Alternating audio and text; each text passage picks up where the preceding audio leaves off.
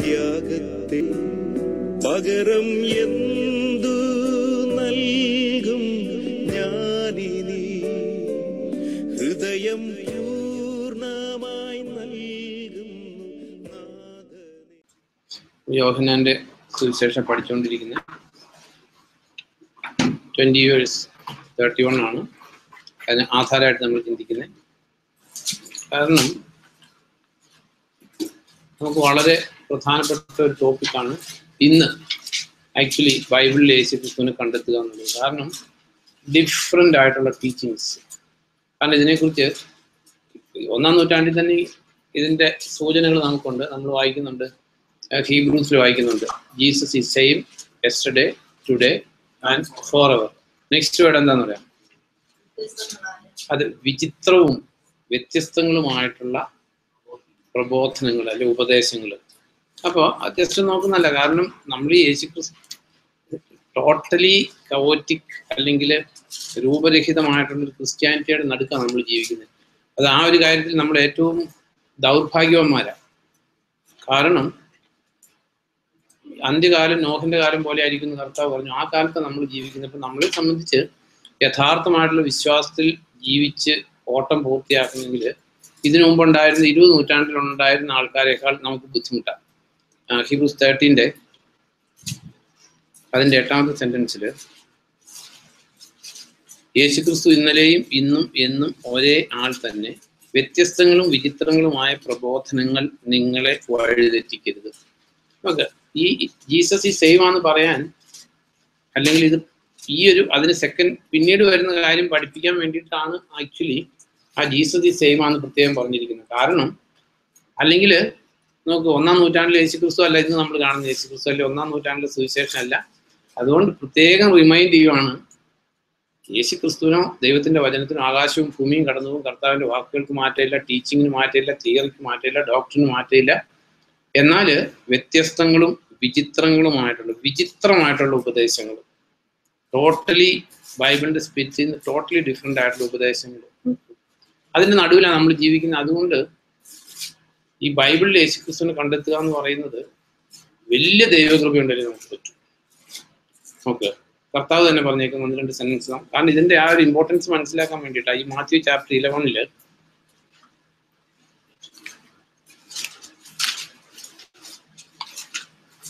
അതിൻ്റെ 27ാമത്തെ സെന്റൻസിൽ എൻ്റെ പിതാവ് സർവവും എന്നെ ഫലമേൽപ്പിച്ചിരിക്കുന്നു, പിതാവല്ലാതെ മറ്റാരും പുത്രനെ അറിയുന്നില്ല, പുത്രൻ ആർക്കെങ്കിലും പിതാവിനെ വെളിപ്പെടുത്തി കൊടുക്കാൻ മനസ്സാകുന്നെങ്കിൽ അയാൾ മാത്രമേ പിതാവിനെ അറിയുന്നുള്ളൂ.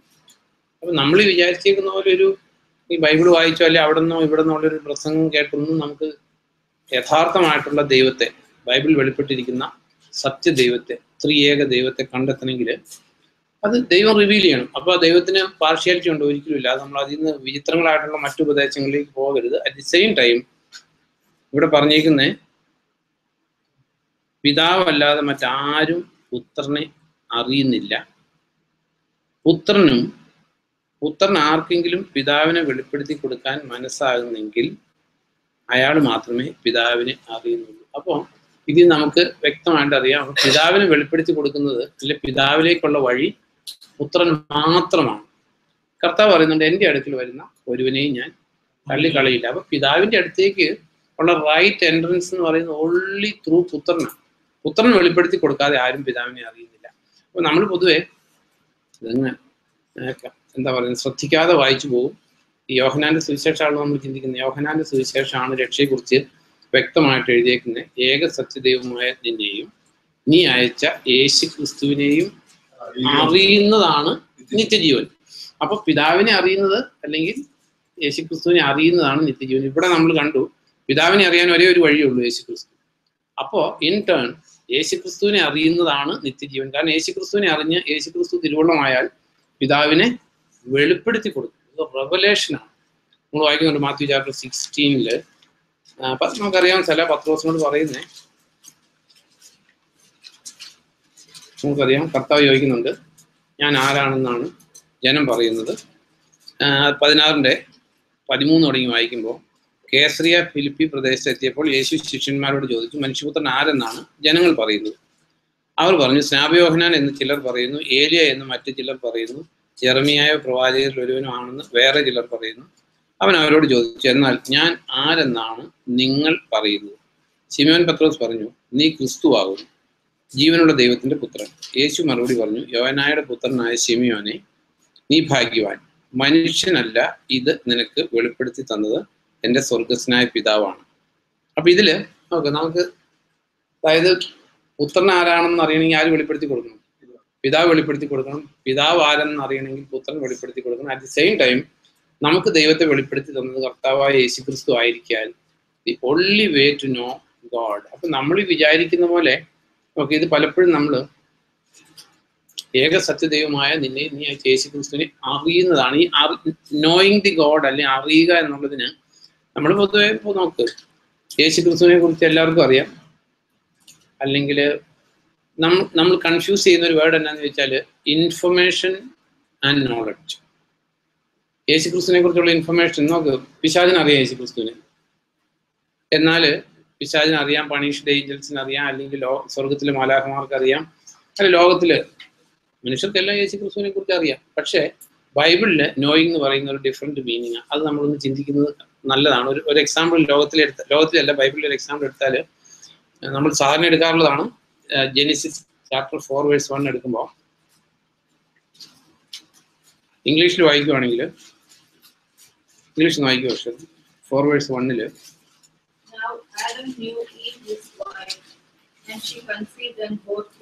അതെ ഇവിടെ എഴുതിയേക്കുന്നത് Adam knew Eve and she conceived Cain. അപ്പൊ ബൈബിളില് നോയിങ് എന്ന് പറഞ്ഞേക്കും നമ്മൾ പൊതുവെ വിചാരിക്കുന്നത് നമുക്കെല്ലാം കർത്താവിനെ അറിയാമെന്നുള്ള രീതിയിൽ നമ്മൾ ഈ രക്ഷിക്കപ്പെടുന്നതിന് മുമ്പ് നമുക്ക് കർത്താവിനെ അറിയാമെന്നുള്ള വേർഡ് തന്നെ നമ്മൾ ഉപയോഗിക്കുന്നത്. ബട്ട് ഈ ബൈബിളിലെ യഥാർത്ഥമായിട്ട് നോയിങ് എന്ന് എഴുതിയേക്കുന്നതിനൊരു ഡീപ്പ് മീനിങ് ഉണ്ട്.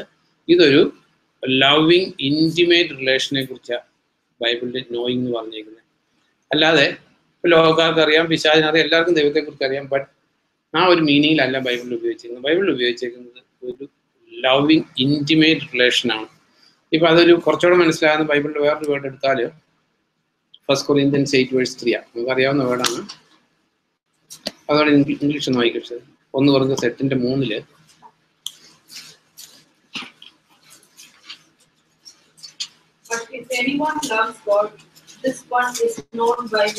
അതെ, if anyone loves God this one is known by God.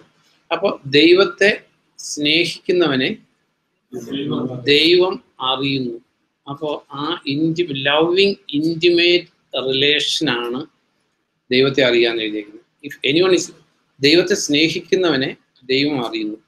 അപ്പോൾ ഈ രക്ഷിക്കപ്പെടുക എന്ന് പറയുന്നത് ഇന്ന സിംഗിൾ വേർഡിൽ പറഞ്ഞാൽ ദൈവത്തെ സ്നേഹിക്കുക എന്ന വാക്കില്ല. ദൈവത്തെ സ്നേഹിക്കുന്നവനെ ദൈവം അറിയുന്നു, അല്ലെ അവന് ദൈവത്തെ അറിയാൻ ദൈവം വഴി തുറന്നു കൊടുക്കും, വാതിൽ തുറന്നു കൊടുക്കും. അപ്പൊ നമ്മൾ ഈ സാധാരണ നമ്മൾ സാധാരണ അറിയുക എന്നുള്ളതിന് നോയിങ് അബൌട്ട് ഇൻഫർമേഷൻ, അല്ലെങ്കിൽ ആ ഒരു ഇൻഫർമേഷൻ കിട്ടുന്നതിനെയാണ് അറിയുക എന്ന് ഉദ്ദേശിക്കുന്നത്. പക്ഷെ ബൈബിളില് നോയിങ് എന്ന് പറഞ്ഞാൽ ഒരു വലിയ ആഴമായിട്ടുള്ള ഒരു അഗാധമായിട്ടുള്ള ബന്ധമാണ്.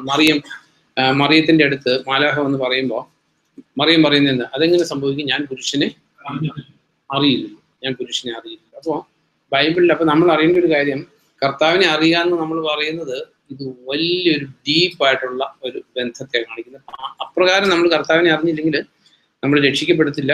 നമുക്കറിയാം, ഗിരിപ്രഭാഷണത്തിൽ നമ്മൾ കാണുന്നുണ്ട് കർത്താവ് കള്ളപ്രവാചകര് അല്ലെങ്കിൽ യഥാർത്ഥത്തിൽ രക്ഷിക്കപ്പെടാത്ത ആൾക്കാർ, അതേ പറയാൻ പറ്റും. കാരണം അവർക്ക് പ്രാർത്ഥനയ്ക്ക് ഉത്തരം കിട്ടിയിട്ടുണ്ട്, അവർ പ്രവചനം നടത്തിയിട്ടുണ്ട്, ഭൂതത്തെ പുറത്താക്കിയിട്ടുണ്ട്, വലിയ അത്ഭുതങ്ങൾ നടന്നിട്ടുണ്ട്. ഇതൊക്കെയാണ് ഇന്നത്തെ ക്രിസ്ത്യാനിറ്റിയിൽ ദുഃഖകരമായിട്ടുള്ള കാര്യമാണെങ്കിൽ നമ്മൾ ചിന്തിച്ചേ പറ്റൂ. കാരണം that is what we are seeing. കർത്താവ് ഇനഫ് ആയിട്ടുള്ള warnings through out the Bible തന്നിട്ടുണ്ട്, അപ്പസ്തലന്മാർ തന്നിട്ടുണ്ട്, കർത്താവ് തന്നിട്ടുണ്ട്. കർത്താവ് പറഞ്ഞു അവർ കഴിയുമെങ്കിൽ അല്ലെങ്കിൽ രക്ഷിക്കപ്പെട്ടവരെ തന്നെ തെറ്റിക്കത്തക്ക വിധത്തിലുള്ള അത്ഭുതങ്ങൾ അടയാളങ്ങൾ കാണിക്കും. റെവലേഷനിൽ പറഞ്ഞു സ്വർഗത്തിൽ നിന്ന് തീ ഇറക്കും പിശാച്. then അപ്പസ്തലൻ പറഞ്ഞു പിശാചിന്റെ ശക്തിയാൽ വ്യാജ അടയാളങ്ങളോടും അത്ഭുതങ്ങളോടും കൂടി ആയിരിക്കും ആ അധർമ്മയുടെ ആഗമനം. ഇതെല്ലാം എഴുതിയിട്ടുണ്ട്. അതിന്റെ പശ്ചാത്തലത്തിലാണ് നമ്മൾ ഗിരിപ്രഭാഷണം വിലയിരുത്തുമ്പോൾ, ഗിരിപ്രഭാഷണത്തിൽ ഇതെല്ലാം ചെയ്തിട്ടുള്ളവർ വരുമ്പോൾ കർത്താവ് എന്താ പറയുന്നത്? ഞാൻ നിങ്ങളെ അറിഞ്ഞിട്ടില്ല എന്നുള്ളതാണ്. അപ്പൊ നമ്മൾ അറിയുക എന്നുള്ളതിന്റെ കാരണം അവർക്ക് ഇതെല്ലാം സംഭവിച്ചിട്ടുണ്ട്. അവർക്ക് പ്രാർത്ഥനയ്ക്ക് ഉത്തരം കിട്ടിയിട്ടുണ്ട്, നമുക്കും പ്രാർത്ഥനയ്ക്ക് ഉത്തരം കിട്ടിയിട്ടുണ്ട് കർത്താവിനെ അറിയുന്നതിന് മുമ്പ്. അപ്പൊ നമ്മുടെ ആ റിലേഷൻ, അല്ലെങ്കിൽ ആദം ന്യൂ ഈവ്, അല്ലെങ്കിൽ ദൈവത്തെ സ്നേഹിക്കുന്നവനെ ദൈവം അറിയുന്നു. അപ്പൊ യഥാർത്ഥമായിട്ട് അറിയുന്നുവെങ്കിൽ ആദം ന്യൂ ഈവ്, അല്ലെങ്കിൽ മേരി പറയുന്നുണ്ട് ഞാൻ പുരുഷനെ അറിഞ്ഞിട്ടില്ലല്ലോ. അപ്പൊ അറിയുക എന്ന് പറയുന്നത് definitely it is A life changing experience ആണ്. ആദം ഈവിനെ അറിഞ്ഞു കഴിഞ്ഞപ്പോൾ കയനുണ്ടായി. അല്ലെങ്കിൽ അങ്ങനെ അവർക്ക് ബൈബിളിൽ അല്ലെങ്കിൽ ഗ്രീക്കിലൊക്കെ ഉപയോഗിച്ചേക്കുന്ന വേർഡ് എന്ന് പറയുന്നത് വെറുതെ ഒരു കർത്താവിനെ അറിയുന്ന ഒരു കാര്യത്തെക്കുറിച്ചല്ല, ഒരു ലൈഫ് ചേഞ്ചിങ് ഒരു എന്താ പറയുന്നത് ഒരു എക്സ്പീരിയൻസ്, അല്ലെങ്കിൽ ജീവിതത്തിൽ വലിയൊരു ഫ്രൂട്ട് അതിൽ നിന്ന് ഉണ്ടാകുന്നില്ലെങ്കിൽ നമ്മൾ കർത്താവിനെ അറിയാത്തവരാ. കർത്താവ് ഈ ഗിരിപ്രഭാഷണത്തിൽ മാത്യു ചാപ്റ്റർ 7 ആ ഫ്രൂട്ടിന്റെ കാര്യം പറഞ്ഞിട്ടാണ് ഇമ്മീഡിയറ്റ്ലി ഞാൻ നിങ്ങളെ അറിഞ്ഞിട്ടില്ല എന്ന് പറയുന്നത്.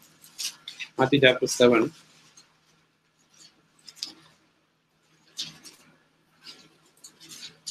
അതിന്റെ 7-15 തുടങ്ങി വായിക്കുമ്പോൾ, വ്യാജ പ്രവാചകരെ സൂക്ഷിച്ചു കൊള്ളുക, അവർ ആടിന്റെ വേഷത്തിൽ നിങ്ങളെ സമീപിക്കും, എന്നാൽ അവർ അകത്ത് ദുരം നിറഞ്ഞ ചെന്നായ്ക്കളാണ്. ഫലങ്ങൾ കൊണ്ട് അവരെ നിങ്ങൾക്ക് തിരിച്ചറിയാം. അപ്പോൾ കർത്താവിനെ അറിഞ്ഞോ എന്നറിയുന്നത് ഫലത്തെ കൊണ്ട് മാത്രം അറിയാൻ പറ്റൂ. എന്നിട്ട് ഇവിടെ പറഞ്ഞേക്കുന്നത് അടിയിലോട്ട് വരുമ്പോൾ, കർത്താവെ കർത്താവെ എന്ന് എന്നെ വിളിക്കുന്ന ഏവരും സ്വർഗ്ഗരാജ്യത്തിൽ പ്രവേശിക്കില്ല. മീൻസ് രക്ഷിക്കപ്പെട്ടു എന്ന് പറയുന്ന എല്ലാവരും സ്വർഗത്തിൽ പ്രവേശിക്കില്ല. കർത്താവ് എന്ന് വിളിക്കുക എന്നുള്ളതാണ് ബൈബിൾ അനുസരിച്ച് റോമൻസ് 10:9 യേശു കർത്താവ് എന്ന് പറയുന്നവൻ രക്ഷിക്കപ്പെട്ടെന്ന് എഴുതിയിരിക്കുന്നത്. അപ്പൊ അങ്ങനെ ആ പറഞ്ഞതുകൊണ്ട് രക്ഷിക്കപ്പെടില്ല. പ്രത്യുത സ്വർഗസ്നായ എൻ്റെ പിതാവിൻ്റെ ഹിതം നിറവേറ്റുന്നവനെ അവിടെ പ്രവേശിക്കും. അപ്പോ ഈ സ്വർഗസ്നായ പിതാവിന്റെ ഹിതം എന്തെന്ന്, സ്വർഗസ്നായ പിതാവിന്റെ ഹിതം എന്തെന്ന് ജോണിൽ ഒരു 1 വേർഡ് ആൻസർ ഉണ്ട്. പറയാം, പറയാം. പിതാവിന്റെ ഹിതം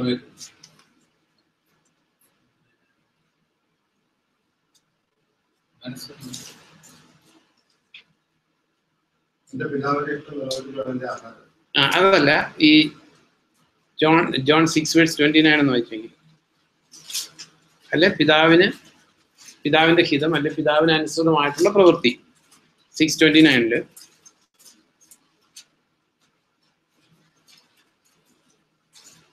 അതൊരു ആൻസർ. അതിന്റെ നോട്ട് എക്സാക്ട്ലി ഡയറക്റ്റ്, ബട്ട് വായിച്ചെങ്കിൽ 6:29 ഇങ്ങനെ എഴുതിയിരിക്കുന്നത്, യേശു പറഞ്ഞു, ദൈവത്തിന് അനുസൃതമായ പ്രവൃത്തി, അല്ലെ ദൈവത്തിന് പ്രീതികരമായിട്ടുള്ള, ദൈവത്തെ പ്രീതിപ്പെടുത്തുന്ന പ്രവൃത്തി എന്ന് പറയുന്നത് ഇതാണ്: അവൻ അയച്ചവനിൽ വിശ്വസിക്കുക.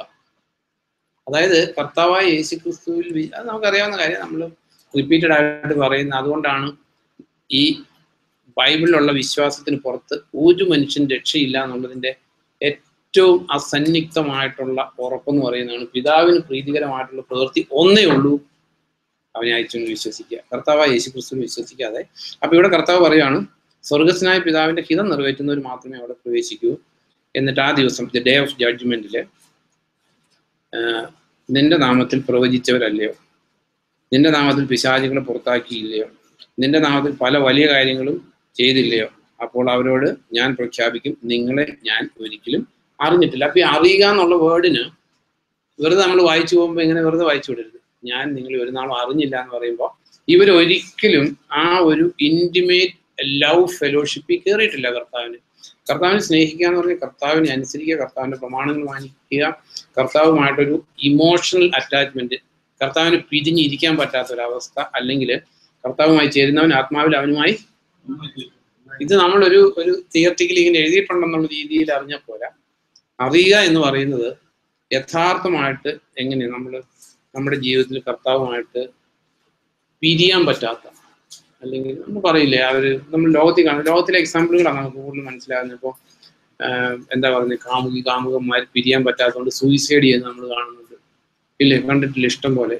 ഇന്നത്തെ കാലത്ത് ഇത് കുറവാ, പണ്ടുണ്ടായിരുന്നു.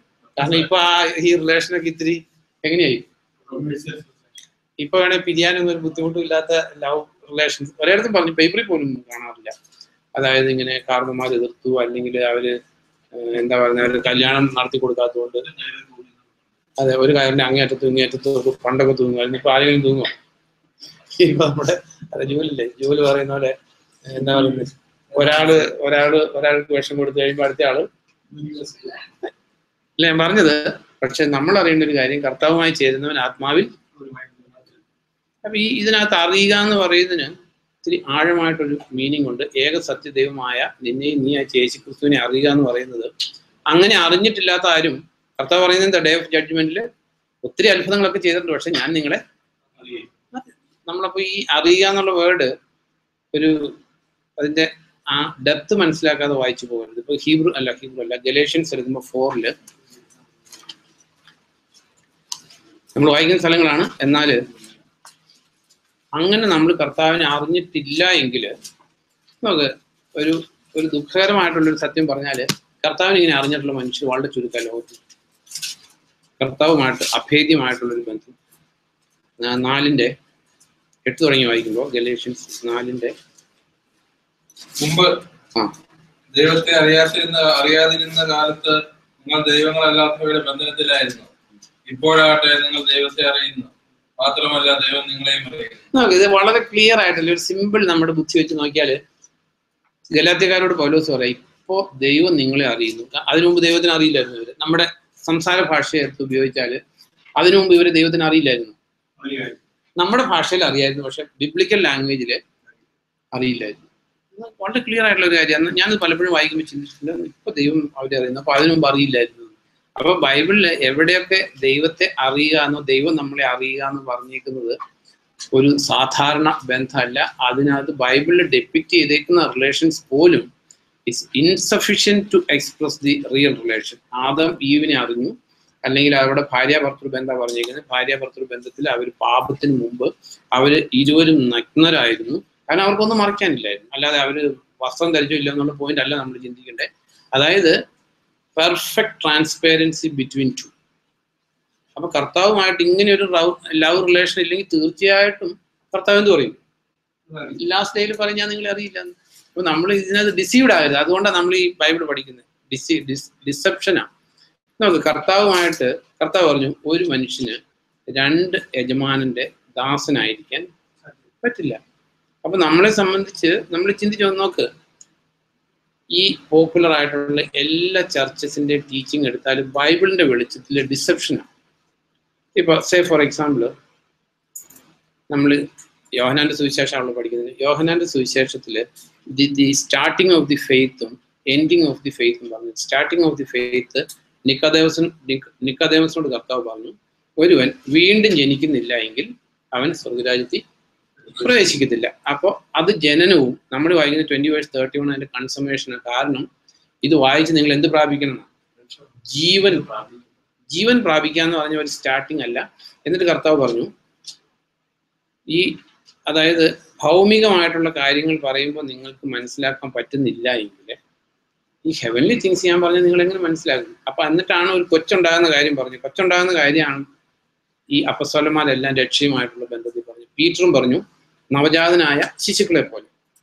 അപ്പൊ ഇവിടെ കർത്താവ് പറഞ്ഞു ശിശു ഉണ്ടായി, അല്ല വീണ്ടും ജന്മം പ്രാപിച്ചു. ഈ വീണ്ടും ജന്മം പ്രാപിച്ച ആള് ജീവനിൽ മരിക്കണമെങ്കിൽ, നമ്മൾ ഹീബ്രൂസിലൊക്കെ വായിക്കുന്ന അവരെല്ലാം ഈ വരാനിരിക്കുന്ന രാജ്യത്തെ ദൂരെ നിന്ന് അഭിവാദനം ചെയ്തിട്ട് അവരെല്ലാം വിശ്വാസത്തിൽ മരിച്ചു.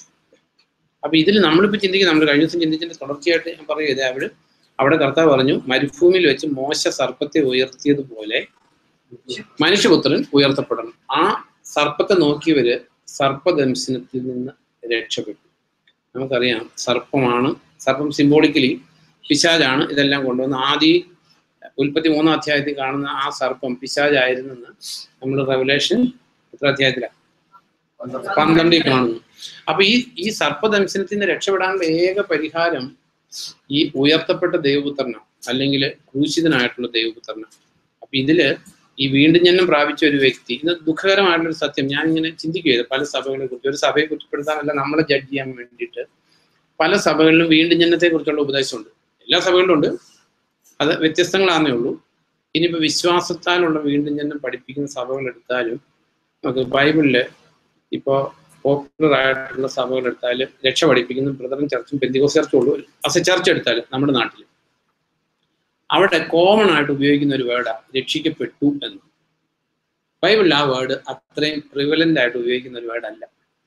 ബൈബിളിൽ എഫേഷ്യൻസിൽ രക്ഷിക്കപ്പെട്ടെന്ന് എഴുതിയിട്ടുണ്ട്, നിങ്ങൾ രക്ഷിക്കപ്പെട്ടുകൊണ്ടിരിക്കുന്നു എന്ന് എഴുതിയിട്ടുണ്ട്, വർക്ക്ഔട്ട് യുവർ സാൽവേഷൻ എന്ന് എഴുതിയിട്ടുണ്ട്. അപ്പോൾ വർക്ക്ഔട്ട് യുവർ സാൽവേഷൻ എന്ന് പറഞ്ഞാൽ സ്റ്റിൽ ഈ രക്ഷിക്കപ്പെട്ട ഒരാൾക്ക് ഒത്തിരി കാര്യങ്ങൾ ചെയ്യാനുണ്ടെന്ന ബൈബിൾ പഠിപ്പിക്കുന്നത്. വേറാസ് ചിന്തിച്ചു നോക്ക്, ഞാൻ പറയുന്നത് തെറ്റാണെങ്കിൽ അക്സെപ്റ്റ് ചെയ്യേണ്ട.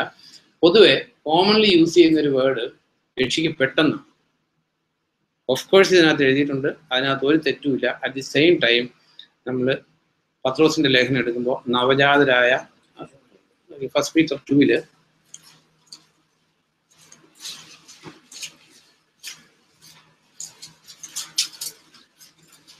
അതിന്റെ 23 തുടങ്ങി വായിക്കുമ്പോൾ, നിങ്ങൾ നശ്വരമായ ബീജത്തിൽ നിന്നല്ല, ജീവനുള്ളതും നിലനിൽക്കുന്നതുമായ ദൈവവചനം വഴി അനശ്വരമായതിൽ നിന്നാണ് പുതുജനനം നേടിയത്. വീണ്ടും ജനനത്തെ കുറിച്ച് പറഞ്ഞു. കാരണം എല്ലാ ജഡങ്ങളും പുല്ല് പോലെയാണ്, അതിന്റെ സർവ്വമഹത്വം പുല്ലിന്റെ പൂ പോലെയാണ്. പുല്ല് വാടുകയും പൂ പൊഴിയുകയും ചെയ്യും, എന്നാൽ കർത്താവിന്റെ വചനം എന്നും നിലനിൽക്കുന്നു. ആ വചനമാണ് നിങ്ങളോട് പ്രസംഗിക്കപ്പെട്ട സദ്വാർത്ത. അതുകൊണ്ട് ഇത് 23-ാം സെന്റൻസിൽ പറഞ്ഞു, ജീവനുള്ള വചനത്തിൽ നിങ്ങൾ വീണ്ടും ജനനം പ്രാപിച്ചു. അതുകൊണ്ട് സർവ്വദുഷ്ടതയും സർവ്വവഞ്ചനയും കാപട്യവും അസൂയയും പരദൂഷണവും ഉപേക്ഷിക്കുക. രക്ഷയിലേക്ക് വളർന്നു വരാൻ നവജാതരായ ശിശുക്കളെ പോലെ പരിശുദ്ധവും ആധ്യാത്മികവുമായ പാൽ, അല്ലെങ്കിൽ അത് സത്യവേദപുസ്തകത്തിന്റെ വേർഡ് എന്നാണ്, വചനം ആഗ്രഹിക്കുക. കാരണം കർത്താവിന്റെ കാര്യം നിങ്ങൾ അനുഭവിച്ചറിഞ്ഞിരിക്കുന്നു. നമുക്ക് ഈ രക്ഷിക്കപ്പെട്ട ആൾക്കാരുടെ ഒരു കമ്മ്യൂണിറ്റി എടുത്താൽ, ഈ രക്ഷിക്കപ്പെട്ട ആൾക്കാർ ഈ രക്ഷിക്കപ്പെട്ട കാര്യവും ഇനി സ്വർഗത്തിൽ പോകുന്ന കാര്യം മാത്രമേ സംസാരിക്കുള്ളൂ. എന്നാൽ പത്രോസ് പറയുകയാണ്, രക്ഷിക്കപ്പെട്ടു, അതുകൊണ്ട് ഇനി എന്ത് ചെയ്യണം? ഈ സാധനം എല്ലാം അകത്ത് കിടക്കുന്നുണ്ട്. അതായത് സർവ്വ ദുഷ്ടതയുണ്ട് രക്ഷിക്കപ്പെട്ട ആളിൽ, സർവ്വ വഞ്ചനയുണ്ട്, കാപട്യമുണ്ട്, അസൂയുണ്ട്, പരദൂഷണമുണ്ട്. ഇതെല്ലാം ഉപേക്ഷിച്ചിട്ട്, അല്ലെങ്കിൽ ഞാൻ ഉപേക്ഷിക്കുക എന്ന് പറഞ്ഞാൽ പോകുന്ന സാധനമല്ല ഇത്. ഇതങ്ങ് സ്റ്റിക്ക് ചെയ്തിരിക്കുന്ന സാധനങ്ങളാണ്.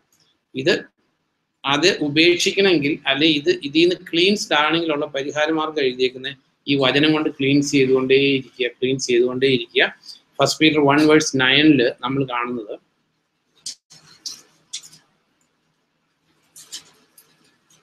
ഇംഗ്ലീഷിൽ വായിക്കുമ്പോൾ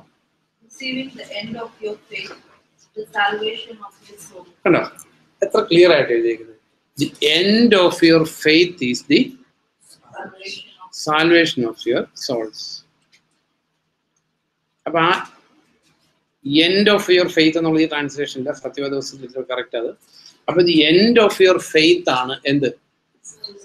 നമുക്കത് പഠിപ്പിക്കുന്നില്ല. നമുക്ക് ഈ വിചിത്രമായിട്ടുള്ള ഉപദേശത്തിൽ നിന്ന് നമ്മൾ രക്ഷപ്പെട്ടില്ലെങ്കിൽ നമ്മൾ എത്ര കാഷ്വലായിട്ട് പൊതുവെ ആരൊക്കെ രക്ഷിക്കപ്പെട്ടതാ. അങ്ങനെ ഒരു രക്ഷിക്കപ്പെടൽ ബൈബിളിനകത്ത് ഇല്ല എന്നുള്ള കാര്യം നമ്മൾ മനസ്സിലാക്കിയില്ലെങ്കിൽ നമ്മൾ രക്ഷിക്കപ്പെട്ടു. It 100% correct.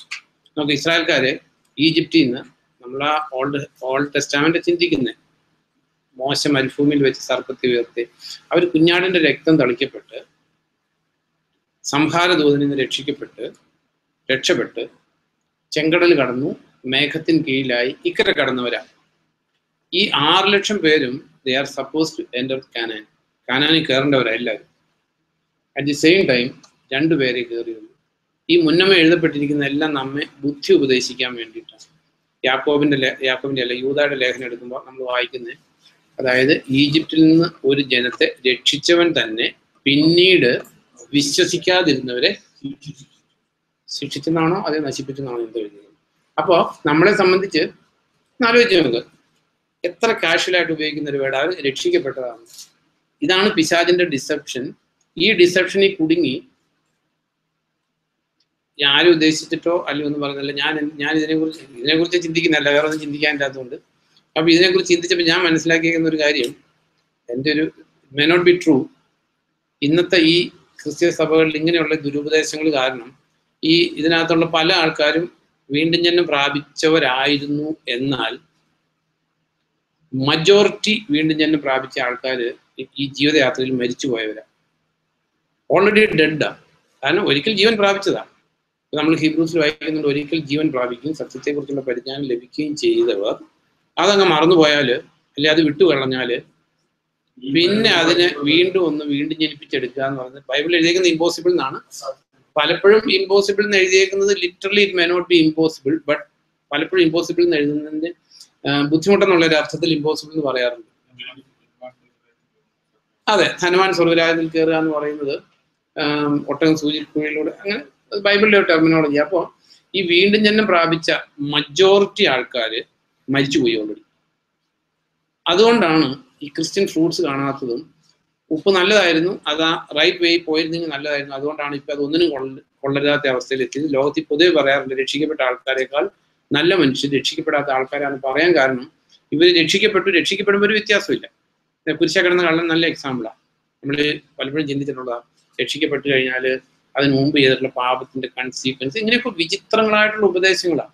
പാപത്തിന്റെ കൺസീക്വൻസ് മാറിപ്പോകുന്നു. കർത്താവ് എല്ലാവരുടെയും മുമ്പിൽ ഡെപ്പിക്ട് ചെയ്തു. കുരിശ കിടന്ന കള്ളൻ അവൻ ചെയ്ത കർമ്മത്തിന്റെ ഒരു കൺസീക്വൻസിൽ നിന്നും കർത്താവ് അവനെ രക്ഷിച്ചില്ല. അവൻ രക്ഷിക്കപ്പെട്ടു എന്നുള്ളത് കർത്താവ് സർട്ടിഫൈ ചെയ്തതാണ്. അവൻ രക്ഷിക്കപ്പെട്ടതിന്റെ ഫലമായിട്ട് റോമൻ ഭരണാധികാരികൾ അവനെ കുരിശിൽ ഇറക്കി വിട്ടോ. He should die. പക്ഷെ അവന്റെ പാപം ടോട്ടലി ഫോർഗീവൺ ആയി, സ്വർഗത്തിന് അവകാശിയായി. അറ്റ് ദി സെയിം ടൈം ഇത് മാറ്റിമറിക്കാൻ അധികാരമുള്ള ഒരാളുണ്ട്.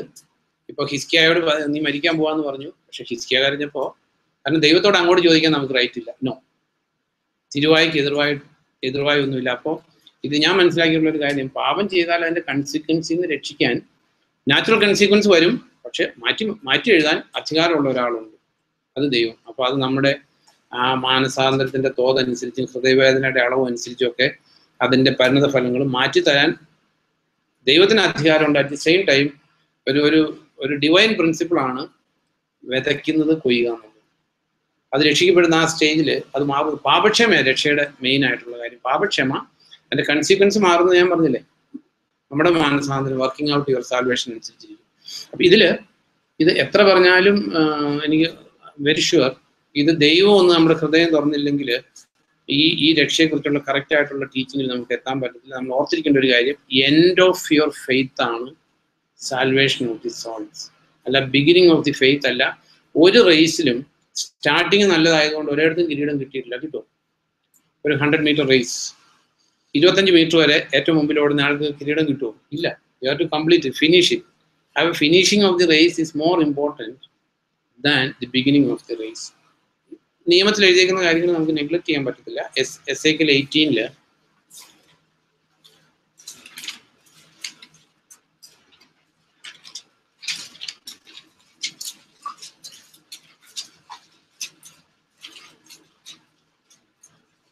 അതില്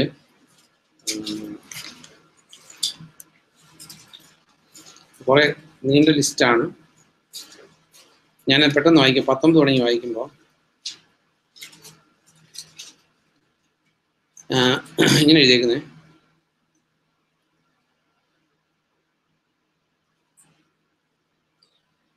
അഞ്ച് തുടങ്ങി വായിക്കാം. ഒരു മനുഷ്യൻ നീതിമാനാണ്, അയാൾ ന്യായവും നീതിയും പ്രവർത്തിക്കുന്നു എന്ന് കരുതുക. അയാൾ പൂജാഗിരികളിൽ വെച്ച് ഭക്ഷണം കഴിക്കുകയോ ഇസ്രായേൽ ഭവനത്തിന്റെ വിഗ്രഹങ്ങൾക്ക് നേരെ ദൃഷ്ടി ഉയർത്തുകയോ അയൽക്കാരന്റെ ഭാര്യയെ കളങ്കപ്പെടുത്തുകയോ സ്ത്രീക്ക് ശുദ്ധിയില്ലാത്ത കാലത്ത് അവളെ സമീപിക്കുകയോ ചെയ്യാതിരുന്നാൽ, ആരെയും മർദ്ദിക്കാതിരിക്കുകയും കടക്കാരന് പണയം മടക്കി കൊടുക്കുകയും കവർച്ച നടത്താതിരിക്കുകയും വിശക്കുന്നവന് ആഹാരം നൽകുകയും നഗ്നനെ ഉടുപ്പിക്കുകയും ചെയ്താൽ, പലിശ വാങ്ങുകയോ ലാഭം എടുക്കുകയോ ചെയ്യാതിരുന്നാൽ, അപരാധത്തിന് മുതിരാതിരിക്കുകയും മനുഷ്യനും ഇടയിൽ യഥാർത്ഥ നീതി നടത്തുകയും എൻ്റെ ചട്ടങ്ങൾ വ്യാപരിച്ച് എൻ്റെ അനുശാസനങ്ങൾ പാലിക്കുന്നതിൽ ശ്രദ്ധാലുവാകുകയും ചെയ്താൽ അയാൾ നീതിമാനാണ്. അയാൾ നിശ്ചയമായും ജീവിക്കും. കർത്താവായ ദൈവമാണ് ഇതരുൾ ചെയ്യുന്നത്. എന്നാൽ അയാൾക്ക് കവർച്ചക്കാരനും രക്തം ചൊരിയുന്നവനും മുമ്പ് പറഞ്ഞ ധർമ്മങ്ങളൊന്നും അനുഷ്ഠിക്കാത്തവനുമായ ഒരു പുത്രൻ ജനിക്കുന്നു എന്ന് കരുതുക. പൂജാരികളിൽ വെച്ച് ഭക്ഷണം കഴിക്കുകയും അയൽക്കാരൻ്റെ ഭാര്യയെ കളങ്കപ്പെടുത്തുകയും ദരിദ്രനെയും പാവപ്പെട്ടവനെയും മർദ്ദിക്കുകയും കവർച്ച നടത്തുകയും പണയം മടക്കി കൊടുക്കാതിരിക്കുകയും വിഗ്രഹങ്ങളുടെ നേരെ തൻ്റെ ദൃഷ്ടി ഉയർത്തുകയും മ്ലേച്ഛതകൾ പ്രവർത്തിക്കുകയും പലിശ വാങ്ങുകയും ലാഭം എടുക്കുകയും ചെയ്താൽ ആ പുത്രൻ ജീവനോട് ഇരിക്കുമോ? അയാൾ ജീവനോട് ഇരിക്കില്ല. ഈ മ്ലേച്ഛതകളെല്ലാം പ്രവർത്തിച്ചതുകൊണ്ട് അയാൾ നിശ്ചയമായും മരിക്കും. അയാളുടെ രക്തത്തിന് അയാൾ തന്നെയായിരിക്കും ഉത്തരവാദി. എന്നാൽ അയാൾക്കൊരു പുത്രൻ ജനിക്കുകയും ആ പുത്രൻ പിതാവിന്റെ പാപങ്ങളെല്ലാം കണ്ട് ഭയപ്പെട്ട് അപ്രകാരം പ്രവർത്തിക്കാതിരിക്കുകയും ചെയ്യുന്നു എന്ന് കരുതുക. അയാൾ പൂജാഗിരികളിൽ വെച്ച് ഭക്ഷണം കഴിക്കാതിരിക്കുകയും ഇസ്രായേൽ ഭവനത്തിന്റെ വിഗ്രഹങ്ങളുടെ നേരെ ദൃഷ്ടി ഉയർത്താതിരിക്കുകയും അയൽക്കാരന്റെ ഭാര്യയെ കളങ്കപ്പെടുത്താതിരിക്കുകയും ആർക്കും ദ്രോഹം ചെയ്യാതിരിക്കുകയും പണയം പിടിച്ചു വയ്ക്കാതിരിക്കുകയും കവർച്ച നടത്താതിരിക്കുകയും വിശക്കുന്നവർക്ക് ആഹാരം കൊടുക്കുകയും നഗ്നനെ ഉടുപ്പിക്കുകയും അപരാധത്തിന് മുതിരാതിരിക്കുകയും പലിശയോ ലാഭമോ എടുക്കാതിരിക്കുകയും എൻ്റെ അനുശാസനങ്ങൾ പാലിച്ച് എൻ്റെ ചട്ടങ്ങൾ വ്യാപരിക്കുകയും ചെയ്താൽ തൻ്റെ പിതാവിൻ്റെ അപരാധത്തെ പ്രതി അയാൾ മരിക്കില്ല, അയാൾ നിശ്ചയമായും ജീവിക്കും. അയാളുടെ പിതാവോ അക്രമം കാട്ടുകയും സഹോദരനെ കൊള്ളയടിക്കുകയും തൻ്റെ ജനത്തിൻ്റെ ഇടയിൽ യോഗ്യമല്ലാതെ പ്രവർത്തിക്കുകയും ചെയ്തതുകൊണ്ട് കണ്ടാലും അയാൾ തൻ്റെ അപരാധം നിമിത്തം മരിക്കും. എങ്കിലും നിങ്ങൾ ചോദിച്ചേക്കാം, പിതാവിൻ്റെ അപരാധത്തിനുള്ള ശിക്ഷ പുത്രൻ അനുഭവിക്കാത്തത് എന്ത്? ആ പുത്രൻ നിയമവും നീതിയും അനുസരിച്ച് ഉള്ളത് ചെയ്തിരിക്കുന്നു, എൻ്റെ ചട്ടങ്ങളെല്ലാം പാലിക്കുന്നതിൽ ശ്രദ്ധാലുവായിരിക്കുകയും ചെയ്യുന്നു, അയാൾ നിശ്ചയമായും ജീവിക്കും. അപ്പൊ ഇതില് നമ്മൾ ഓർത്തിരിക്കേണ്ട ഒരു കാര്യം, നമുക്ക് പാപിയായിട്ടുള്ള ഒരു മനുഷ്യന്റെ പുത്രൻ സൽക്കർമ്മങ്ങൾ. അപ്പൊ നമ്മൾ പൊതുവെ ഈ രക്ഷിക്കപ്പെട്ടു സൗജന്യമായിട്ടുള്ള രക്ഷ എന്ന് ചിന്തിക്കുന്നെങ്കിലും ഇത് പറഞ്ഞേക്കുന്ന എല്ലാം ആ സൽക്കർമ്മങ്ങളിലൂടെ പാപത്തിന്റെ കൺസീക്വൻസിൽ നിന്ന് രക്ഷപ്പെടുന്ന കാര്യത്തെക്കുറിച്ച്. നമ്മൾ കഴിഞ്ഞ ദിവസം ചിന്തിച്ച റെവലേഷനിൽ 7 ലെറ്ററിലും കർത്താവ് പറയുന്ന ഒരു കാര്യം എന്താ? I know your works. അപ്പൊ നമ്മുടെ ജീവിതത്തിൽ നമ്മൾ ഈ ദുരുപദേശങ്ങളിൽ പെട്ട് നശിക്കാതിരിക്കാൻ വേണ്ടി നമ്മൾ ഓർക്കുന്ന ഒരു കാര്യം ഇത്. അപ്പൊ ഈ രക്ഷിക്കപ്പെട്ടു എന്നുള്ള ആ ടെർമിനോളജി തിയററ്റിക്കലി കറക്റ്റ് ആണ്, provided if you are travelling in the correct path. അപ്പൊ let us come back to ഈ ജോൺ ചാപ്റ്റർ 3:14 കർത്താവ് പറഞ്ഞ് മരുഭൂമിയിൽ വെച്ച് സർപ്പത്തെ ഉയർത്തി. അപ്പൊ ഈ സർപ്പത്തെ, അതുകൊണ്ടാണ് യോഹന്നാന്റെ സുവിശേഷം നമ്മൾ വായിക്കുമ്പോൾ അതിനകത്തുള്ള ഓൾഡ് ടെസ്റ്റാമെന്റ് റെഫറൻസുകൾ നാച്ചുറലി നമ്മളത് പഠിച്ചേ പറ്റൂ. കാരണം ഇത് ഒരു യഹൂദൻ വായിച്ചാലും ഇന്ത്യക്കാരൻ വായിച്ചാലും ആര് വായിച്ചാലും ഈ മരുഭൂമിയിൽ വെച്ച് സർപ്പത്തെ ഉയർത്തിയതിനെ കുറിച്ച് കാണുമ്പോൾ നമ്മളന്ന് ചിന്തിച്ചതാ. നെഹമ്യയുടെ നേതൃത്വത്തിലൊക്കെ ഉണ്ടായിരുന്ന ബൈബിൾ സ്റ്റഡി, അവർ കൂടാര തിരുനാളിനെ കുറിച്ച് കണ്ടപ്പോൾ അവരെന്ത് ചെയ്തു? നിർത്തിയിട്ട് കൂടാര തിരുനാൾ ആഘോഷിക്കാൻ പോയി. സെയിം വേ അപ്പൊ ഈ മോശയുടെ നേതൃത്വത്തിൽ ഇറങ്ങി പുറപ്പെട്ട ജനം ഈ ഡ്യൂട്രോമി 1 അധ്യായത്തിൽ വരുമ്പോൾ, ഡ്യൂട്രോമി 1:2 വായിക്കുമ്പോൾ, പക്ഷെ അതൊന്ന് വായിക്കും.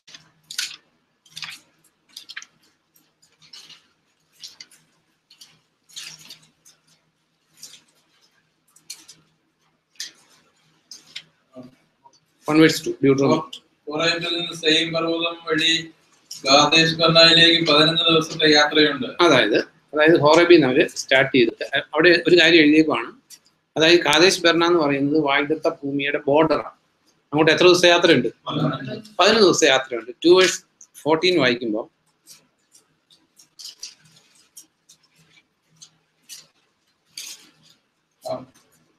നാം കാദേശ് ബർണയിൽ നിന്ന് പുറപ്പെട്ടത് മുതൽ സാരേൻ അരുവി കടക്കും വരെയുള്ള കാലം 38 വത്സരമായിരുന്നു. അതെ. അപ്പൊ ഇതിൽ അല്ല നമ്മളൊന്ന് അറിയേണ്ട ഒരു കാര്യം, ആക്ച്വലി 11 ദിവസത്തെ യാത്രയുണ്ടായിരുന്നുള്ളൂ ഇവർക്ക്, അതായത് കാനാനിൽ കയറാനായിട്ട്. പക്ഷെ ഇവർ എത്ര വർഷം എടുത്തു?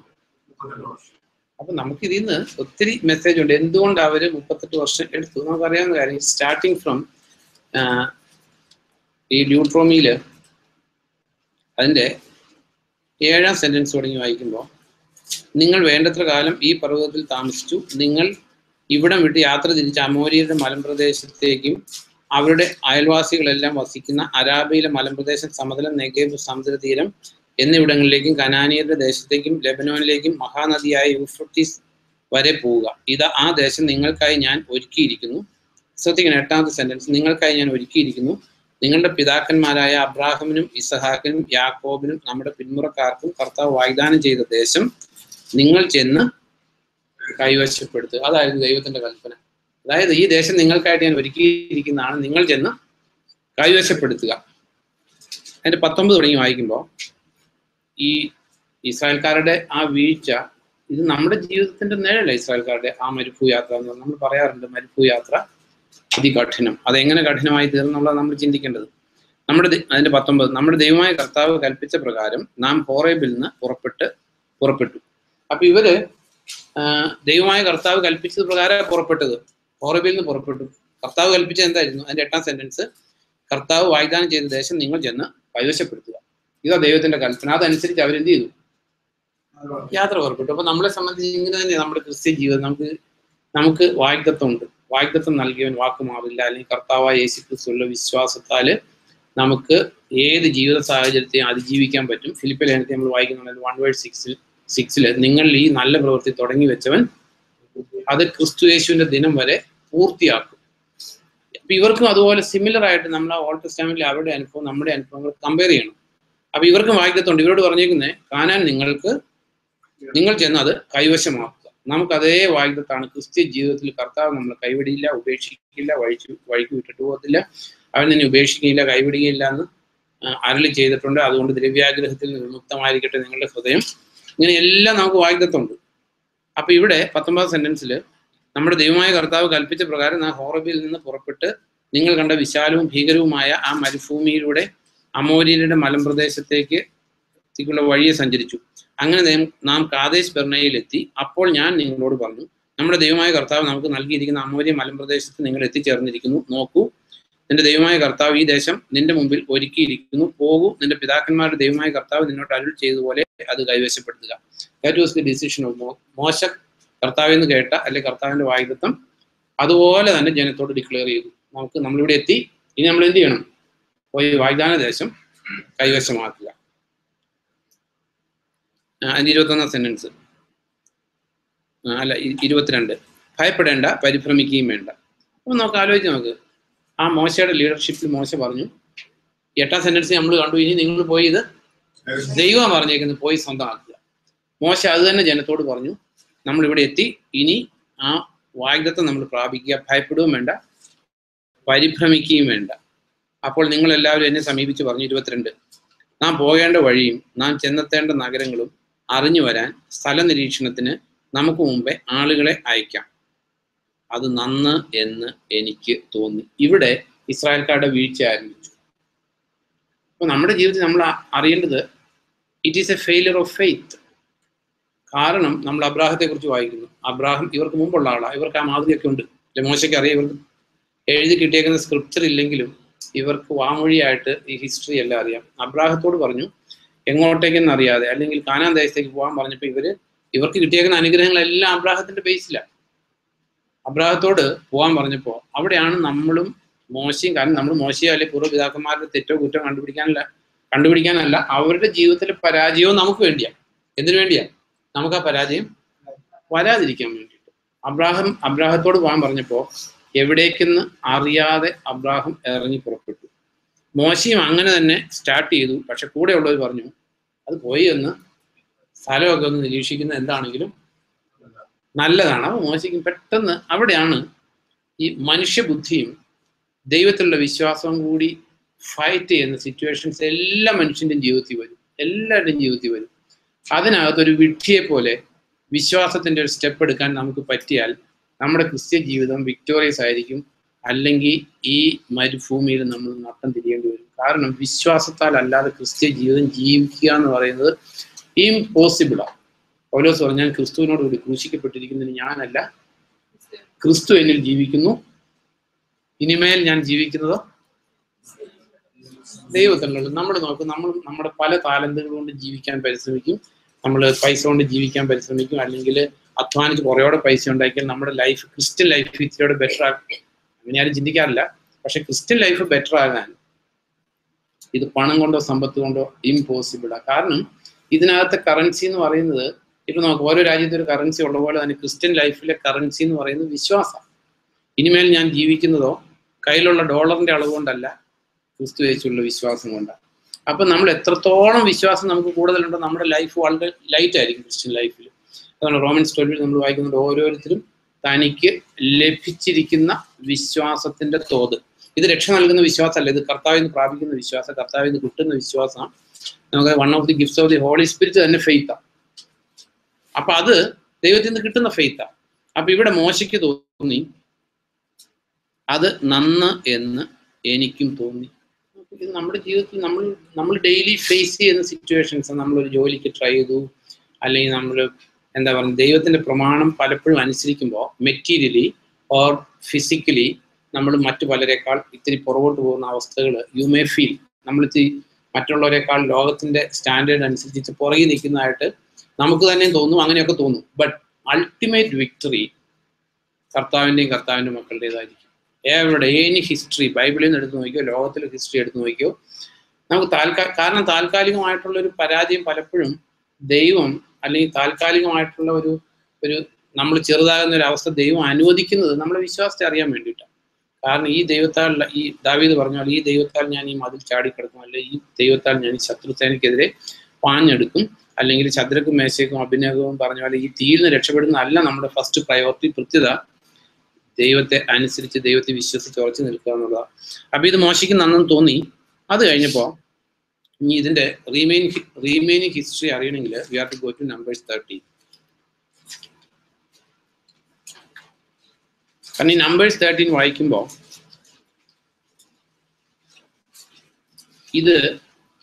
ഇതൊരു മോശയുടെ ഡിസിഷൻ ആയിരുന്നു നമുക്ക് തോന്നത്തില്ല.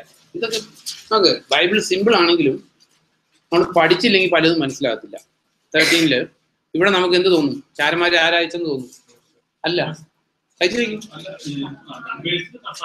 കർത്താവ് അയച്ചെന്ന് തോന്നുള്ളൂ. നോക്ക് 13. കർത്താവ് മോശയോട് അരുൾ ചെയ്തു, ഞാൻ ഇസ്രായേൽ ജനങ്ങൾക്ക് നൽകുന്ന കാനാൻ ദേശം പരിശോധിക്കാൻ ചാരന്മാരെ അയക്കുക. ഓക്കെ, ഇത് ബൈബിളിലെ കോംപ്ലിക്കേഷൻ അല്ല. നമുക്ക് ബൈബിളിന് ഒരു ജനറൽ വർക്കിംഗ് പ്രിൻസിപ്പിൾ ഉണ്ട്. ബൈബിളിന് ഈ ബൈബിളിന്റെ ജനറൽ വർക്കിംഗ് പ്രിൻസിപ്പിൾ മനസ്സിലാക്കിയില്ലെങ്കിൽ ബൈബിൾ മനസ്സിലാക്കാൻ ഭയങ്കര ബുദ്ധിമുട്ടാണ്. അത് മനസ്സിലാക്കിയാൽ നമുക്ക് ഒരു ബുദ്ധിമുട്ടില്ല. Say for example another complicated, ഇവർ സാംസൺ കല്യാണം ആലോചിച്ചു. സാംസൺ ഫിലിസ്തീൻ പെണ്ണിനെ കല്യാണം കഴിച്ചു. അവിടെ ഒരു വേർഡ് ഉണ്ട്. അതെ, ഇത് കർത്താവ് ഒരുക്കിയതാണെന്ന് ആർക്കും മനസ്സിലായില്ല. അപ്പനും അമ്മയ്ക്ക് മനസ്സിലായില്ല. ബൈബിൾ ഭയങ്കര കോംപ്ലിക്കേഷൻ ഇല്ല. ജാതി പെണ്ണ് കെട്ടാനായിട്ട് കല്യാണം ഒരുക്കിക്കൊണ്ട് വന്ന ആരാ? കർത്താവ്. അറ്റ് ദി സെയിം ടൈം ഇത് നമ്മൾ അറിയേണ്ട ഒരു കാര്യം. നോക്ക്, ഇസ്രായേൽക്കാര് രാജാവിനെ ആവശ്യപ്പെട്ടപ്പോ സാമുവേലിനോട് പറഞ്ഞു, അതായത് അവർക്ക് രാജാവിനെ വാഴിച്ചു കൊടുത്തേക്കുക. എന്നിട്ട് അതേ ദൈവം തന്നെ സാമുവേലിനോട് പറയുന്നുണ്ട്, അവർക്ക് രാജാവായിരിക്കുന്നതിൽ നിന്ന് അവരെന്നെ തിരസ്കരിച്ചിരിക്കുകയാണ്. അപ്പൊ നമ്മുടെ ജീവിതത്തിൽ നമ്മൾ ഭയത്തോടെ ഓർത്തിരിക്കേണ്ട ഒരു കാര്യം, നമ്മുടെ ക്രിസ്ത്യൻ ക്വാളിറ്റിയിൽ നമ്മൾ തരം താണു പോകുമ്പോൾ, നമ്മൾ താണു പോകുമ്പോൾ അതിനനുസരിച്ചുള്ള ഒരു ലൈഫ് ദൈവം നമുക്ക് തരും. ഇപ്പൊ സാംസന് എത്ര മനുഷ്യൻ ബോധവൽക്കരിച്ചാലും സാംസൺ ആ പെണ്ണെ കെട്ടിച്ചു കൊടുത്തേ പറ്റൂ, അല്ലേ? സമ്മതിക്കോ? സാംസൺ മനസ്സായിട്ട് ആ പെണ്ണ് ഉപേക്ഷിക്കില്ല. അതുകൊണ്ട് ദൈവം എന്ത് ചെയ്തു? ഈ നമ്മുടെ GPS പോലെ ദൈവത്തിന്റെ വർക്കിംഗ്. നമ്മളൊരു വഴി തെറ്റിയാൽ എന്ത് ചെയ്യും? അടുത്ത വഴിക്ക് കൊണ്ടുപോകും. കാരണം നമ്മുടെ നാശത്തിനല്ല, ദി നെക്സ്റ്റ് ബെസ്റ്റ് വേയിലാണ് ദൈവം കൊണ്ടുപോകുന്നത്. കാരണം സാംസന്റെ ഹൃദയത്തിൽ ഈ പെണ്ണിനെ വിട്ടിട്ടുള്ളൊരു പരിപാടിയില്ല. അപ്പൊ ഇനി ദൈവം അങ്ങനെയല്ല ഈ ഫിലിസ്ത്യയുടെ കയ്യിൽ നിന്ന് ഇസ്രായേൽക്കാരെ വിടുവിക്കാനായിട്ട് പരിപാടി ആസൂത്രണം ചെയ്ത. സാംസന്റെ കണ്ണ് കുത്തിപ്പൊട്ടിച്ചിട്ടുമല്ല, സാംസൺ മരിച്ചിട്ടുമല്ല, വിക്ടോറിയസ് ആയിട്ട് ദൈവം ചെയ്തിട്ടുണ്ട്. യഹോശാഫാത്ത് ശത്രു സൈന്യത്തെ കീഴടക്കിയത് യഹോശാഫാത്തിന് നഷ്ടം സഹിച്ചുകൊണ്ടല്ല. അല്ലെങ്കിൽ സിക്ലാഗിൽ വെച്ച് ഈ ദാവീദിന്റെ ഭാര്യയും പിള്ളേരെല്ലാം പിടിച്ചുകൊണ്ട് പോയപ്പോൾ അവരെ വീണ്ടെടുത്ത് കൊടുത്തത് ദാവീദിന് നഷ്ടം സഹിച്ചിട്ടല്ല. At the same time Samson decided ആയിരുന്നു ഈ പെണ്ണിനെ കല്യാണം കഴിക്കും. സിനിമാതർവേ അതിന് കാരണം ഈ ഫ്രീ വില്ലിൽ ദൈവത്തിന് കൈ കടത്താൻ പറ്റാത്തതുകൊണ്ട്, കാരണം എന്നാലേ ദൈവത്തിന് ജഡ്ജ് ചെയ്യാൻ പറ്റത്തുള്ളൂ. അതുകൊണ്ട് സാംസൺ ആ പെണ്ണിനെ കല്യാണം കഴിച്ചു കൊടുത്തു. അതിൽ നിന്ന് വീണ്ടും ഫിലിസ്ത്യരുടെ നാശത്തിന് വേണ്ടിയിട്ടുള്ള വഴി ദൈവം വർക്കൗട്ട് ചെയ്തു. ദി ബെസ്റ്റ് വേയിൽ നശിപ്പിച്ചു. എന്നാൽ സാംസൺ വാസ് ദി സഫറർ.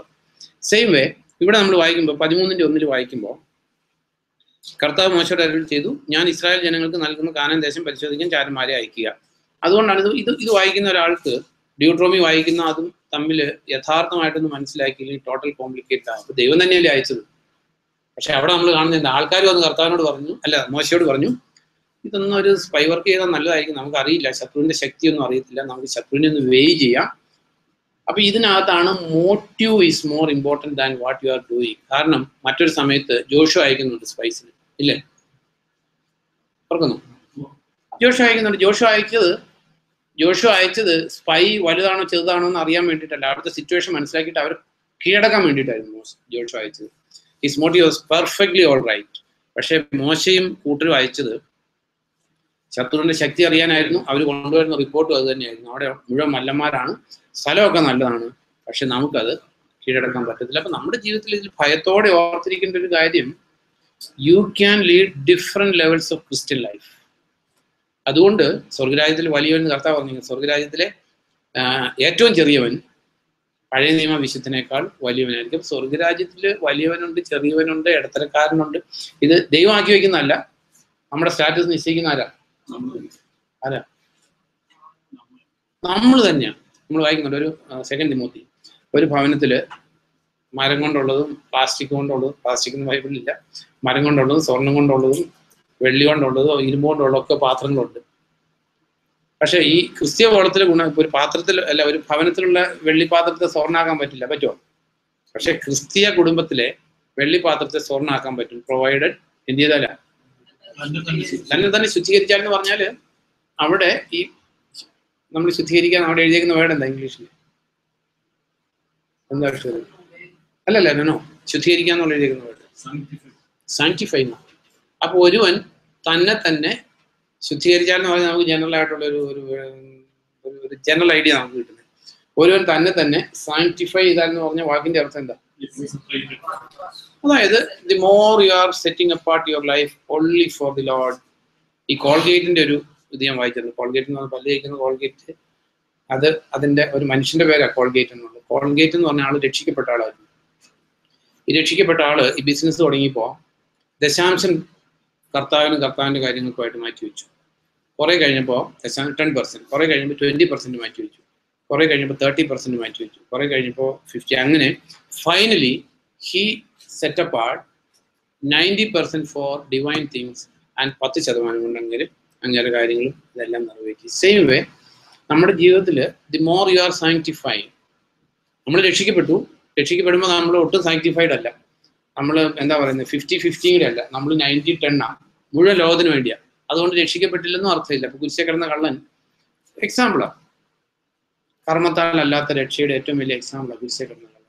അപ്പൊ നമ്മൾ രക്ഷിക്കപ്പെടുന്ന സമയത്ത് നമ്മൾ കർത്താവിന്റെ കാര്യത്തിന് വേണ്ടിയൊന്നും അല്ല നമ്മുടെ ജീവിതം. അറ്റ് ദി സെയിം ടൈം ഒരുവൻ തന്നെ സാങ്ക്ടിഫൈ ചെയ്യുന്നെങ്കിൽ the more you are only കർത്താവിന്റെ കാര്യം മാത്രമേ ഉള്ളൂ. ശരി, ജോലി ചെയ്യുന്ന അത്യാവശ്യം ജീവിക്കാൻ വേണ്ടി, ജസ്റ്റ് വയറ്റിപ്പഴത്തിന് വേണ്ടിയിട്ട്, ജീവൻ നിലനിർത്താൻ വേണ്ടി, ജസ്റ്റ് ബെയർ മിനിമം നമ്മൾ കാണുന്നത് നമ്മുടെ ജോലിയും അല്ലെങ്കിൽ സാങ്ക്ടിഫിക്കേഷൻ ഇൻ എ റിവേഴ്സ് വേ.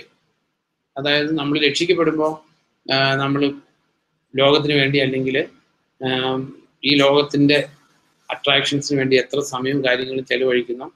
കാരണം ഈ ഓപ്പർച്യൂണിറ്റീസ് കൂടുതൽ കിട്ടും. കാരണം ഇത് ദൈവം ടെസ്റ്റ് ചെയ്യുന്ന, അല്ല നമ്മൾ വിചാരിക്കരുത് നമുക്ക് കൂടുതൽ പൈസ ഉണ്ടാക്കാനുള്ള ചാൻസ് കിട്ടി, ഒരു സ്ഥലത്ത് ജോലി ചെയ്തു, പിന്നീട് ഒരു ഏജൻസി വർക്കിന് പോയി, പിന്നെ നൈറ്റ് ഡ്യൂട്ടി ചെയ്തു, ഒരു കണ്ടിന്യൂസ് ആയിട്ട് അത് ചെയ്തു, പിന്നെ അല്ലെങ്കിൽ എന്താ പറയുന്നത് 2-3 സ്ഥലത്ത് ജോലി ചെയ്തു, അത് ചെയ്തു. പൈസ ഉണ്ടാക്കാനുള്ള ഓപ്പർച്യൂണിറ്റീസ് കൂടുതൽ നമ്മുടെ കൺമുമ്പിൽ ദൈവം കൊണ്ടുവരുന്ന, പിശാച് കൊണ്ടുവരുന്നതല്ല. എന്തിനു വേണ്ടിയാണ്? ദൈവത്തിന്റെ ഒരു ക്യാരക്ടർ എന്ന് പറയുന്നത് എന്താ?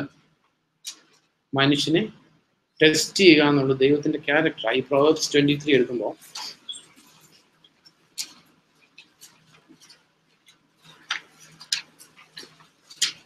Proverbs 23 21 4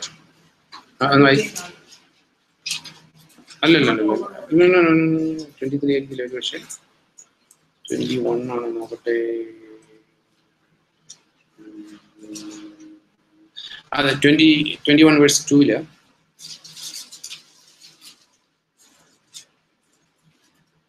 ഓരോ മനുഷ്യന്റെ നോട്ടത്തിൽ തന്റെ വഴികളെല്ലാം ശരിയാണ്, കർത്താവാകട്ടെ ഹൃദയത്തെ നിർണയിച്ചറിയുന്നു. അതെ, കർത്താവാകട്ടെ ഹൃദയത്തെ നിർണയിച്ചറിയുന്നു. ദെൻ ജെറമിയ 17 എടുക്കുമ്പോൾ കാരണം ദൈവത്തിന്റെ ഒരു ക്യാരക്ടർ അത് നമ്മൾ അറിഞ്ഞേ പറ്റും. ജെറമിയ 17 അതിന്റെ 10 തുടങ്ങി വായിക്കുമ്പോൾ ഷാജൊന്ന് വായിക്കും. 10 ഓരോ മനുഷ്യനും അയാളുടെ മാർഗങ്ങൾക്കും ചെയ്തികളുടെ ഫലങ്ങൾക്കും അനുസൃതമായത് നൽകേണ്ടതിന് കർത്താവായ ഞാൻ മനസ്സിനെ പരിശോധിക്കുന്നു, ഹൃദയത്തെ പരീക്ഷിക്കുന്നു. മതി, കർത്താവായ ഞാൻ മനസ്സിനെ പരിശോധിക്കുന്നു, ഹൃദയത്തെ പരീക്ഷിക്കുന്നു. എന്തിനു വേണ്ടിയിട്ടാണ്? ഓരോ മനുഷ്യനും അയാളുടെ മാർഗങ്ങൾക്കും ചെയ്തികളുടെ ഫലങ്ങൾക്കും അനുസൃതമായത് നൽകേണ്ടതിന്. അപ്പൊ ഈ ചെയ്യുന്ന കാര്യത്തിന്റെ അതിന്റെ മോട്ടീവ് ദൈവം നോക്കുന്നു. ഓരോ മനുഷ്യനും ഇതിനനുസരിച്ച് നമ്മളെല്ലാം പ്രാപിക്കാൻ പോകുന്നത്.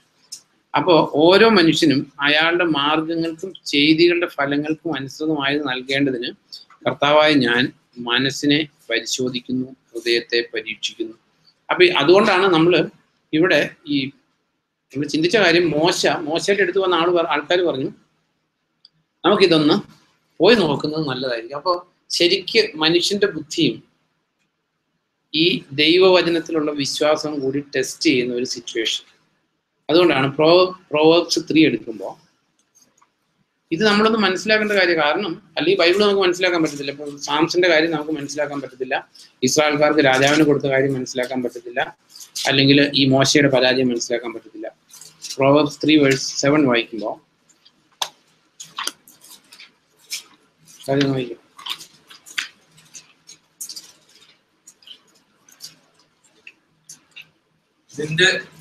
നിന്റെ തന്നെ കണ്ണുകളിൽ വിജ്ഞാനിയാകരുത്, കർത്താവിനെ ഭയപ്പെട്ട് തിന്മയുടെ വഴിയിൽ നിന്ന് മാറുക.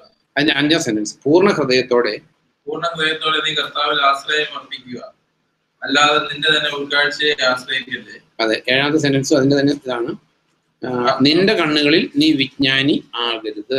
അപ്പൊ ഈ 5ാം സെന്റൻസിൽ പൂർണ്ണ ഹൃദയത്തോടെ നീ കർത്താവിൽ ആശ്രയം അർപ്പിക്കുക, അല്ലാതെ നിന്റെ തന്നെ ഉൾക്കാഴ്ചയിൽ ആശ്രയിക്കല്ലേ. അപ്പൊ ഇതില് ഇപ്പൊ മോശയ്ക്ക് വന്നേക്കുന്ന സിറ്റുവേഷൻ, നമ്മൾ യോഹന്നാന്റെ സുവിശേഷത്തിൽ നിന്ന് പഠിക്കുമ്പോൾ ഇതെല്ലാം പഠിച്ചാലാണ് നമുക്ക് എന്ത് പ്രാപിക്കാൻ പറ്റുമോ, അൾട്ടിമേറ്റ്ലി ജീവൻ പ്രാപിക്കാൻ പറ്റത്തുള്ളൂ. അപ്പൊ മോശയ്ക്ക് ഇപ്പൊ വന്നേക്കുന്ന കാര്യം എന്താ വെച്ചാൽ ദൈവം പറഞ്ഞിട്ടുണ്ട്, പ്രത്യേകം പറഞ്ഞിട്ടുണ്ട്, ഇത് നിന്റെ പിതാക്കന്മാർക്ക് വാഗ്ദത്തം നൽകിയേക്കുന്നതാണ്, പോയി അവകാശമാക്കുക. ഈ ജനത്തോട് മോശ പറഞ്ഞു നമുക്ക് വാഗ്ദത്തം ഇനി പോയി അവകാശമാക്കുക. ആ കൂടി കാര്യം പറയുന്നുണ്ട്, ഭയപ്പെടുകയോ പരിഭ്രമിക്കുകയോ വേണ്ട. അപ്പൊ നമ്മുടെ ജീവിതത്തിൽ ഇവിടെയാണ് ഈ ലീഡർഷിപ്പിന് ഫെയ്ത്ത് ഇല്ലെങ്കിൽ, ഫെയ്ത്തിന്റെ ഉറച്ച ഫെയ്ത്ത് ഇല്ലെങ്കിൽ, മോശയ്ക്ക് വിശ്വാസമുണ്ട്, സംശയമൊന്നുമില്ല, പക്ഷെ ആൾക്കാർ പറഞ്ഞപ്പോഴത്തേക്ക് എന്തായി? അപ്പൊ നമ്മുടെ ജീവിതം നമ്മൾ നോക്കിയാൽ മതി. നമ്മുടെ ജീവിതത്തിൽ നമ്മുടെ ഈ ക്രിസ്ത്യൻ കൺവിക്ഷൻസിനെ ഇൻഫ്ലുവൻസ് ചെയ്യാൻ നമ്മുടെ ഭാര്യയ്ക്കോ മക്കൾക്കോ അല്ലെ ചർച്ചിലുള്ള വേറെ ഫെലോ ബിലീവേഴ്സിനോ പറ്റുന്നുണ്ടെങ്കിൽ ഒരു സിമിലർ ഫെയിലിയറാണ്. അല്ലെ മോശയെ പോലെയുള്ള ഒരു ഗ്രേറ്റ് ആളുടെ ഒരു തെറ്റ് കാണുന്നതല്ല, മോശയുടെ പരാജയങ്ങൾ നമ്മൾ അറിഞ്ഞിരിക്കേണ്ട ഒരു കാര്യം. മോശ പലപ്പോഴും ഈ കൂടെയുള്ള ആൾക്കാർ മുഖാന്തരം മോശ പലപ്പോഴും പാപം ചെയ്യുന്നത് അല്ലേ. മറ്റൊരു സ്ഥലത്ത് നമ്മളിങ്ങനെ വായിക്കുന്നത്, നിങ്ങൾ മുഖാന്തരം അല്ല കോപിച്ചു, എന്നിട്ട് മോശ എന്ത് ചെയ്തു? അല്ല, പാറ അടിക്കുന്നതിന് മുമ്പായിട്ട് ഈ പാറ അടിക്കുന്നത് അതിന്റെ ഈ നമ്മൾ ഈ കൂതാശ എന്ന് പറയുന്ന പോലെ ഉള്ളൂ, എൻഡ് റിസൾട്ടാണ്. അതിന് മുമ്പുള്ള കാര്യങ്ങൾ എഴുതിയത് 106-ാം സങ്കീർത്തനത്തില്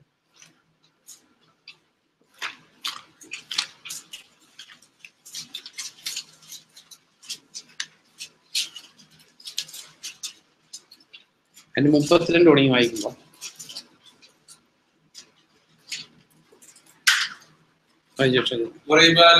ജലരാശിയിൽ വെച്ച് അവർ അവനെ പ്രകോപിപ്പിച്ചു, അവർ മൂലം മോശയ്ക്ക് അത് അനർത്ഥകരമായി. കാരണം അവർ അയാളുടെ മനസ്സ് കലുഷമാക്കി, അയാൾ അവിവേകമായി സംസാരിച്ചു. അതെ, അത് മതി.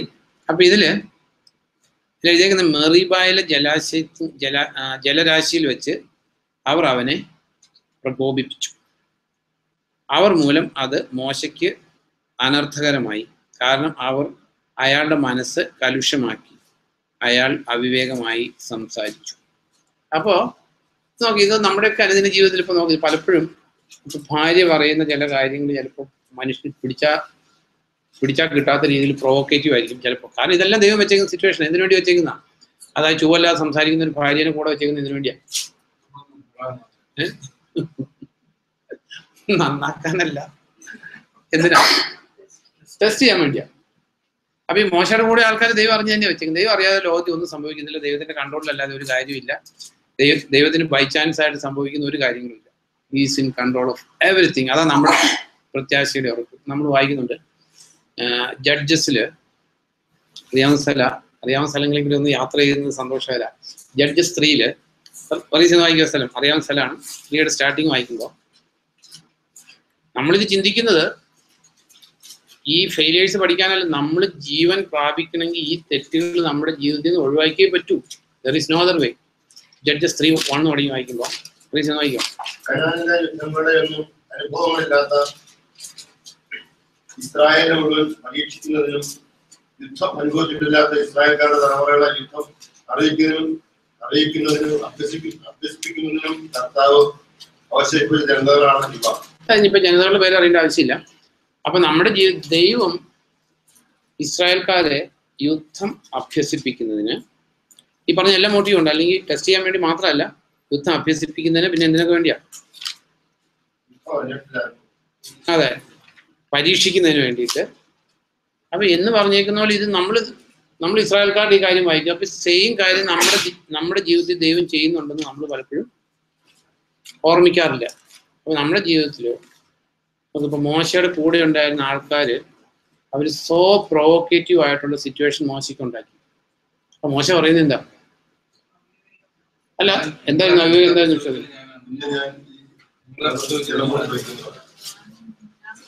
അതെ അതെ, നിങ്ങൾക്ക് വേണ്ടി ഞങ്ങൾ. നമ്പർ 20 നമ്മൾ ഉപയോഗിക്കുന്ന വേർഡുകളാണ്. നമ്പേഴ്സ് 20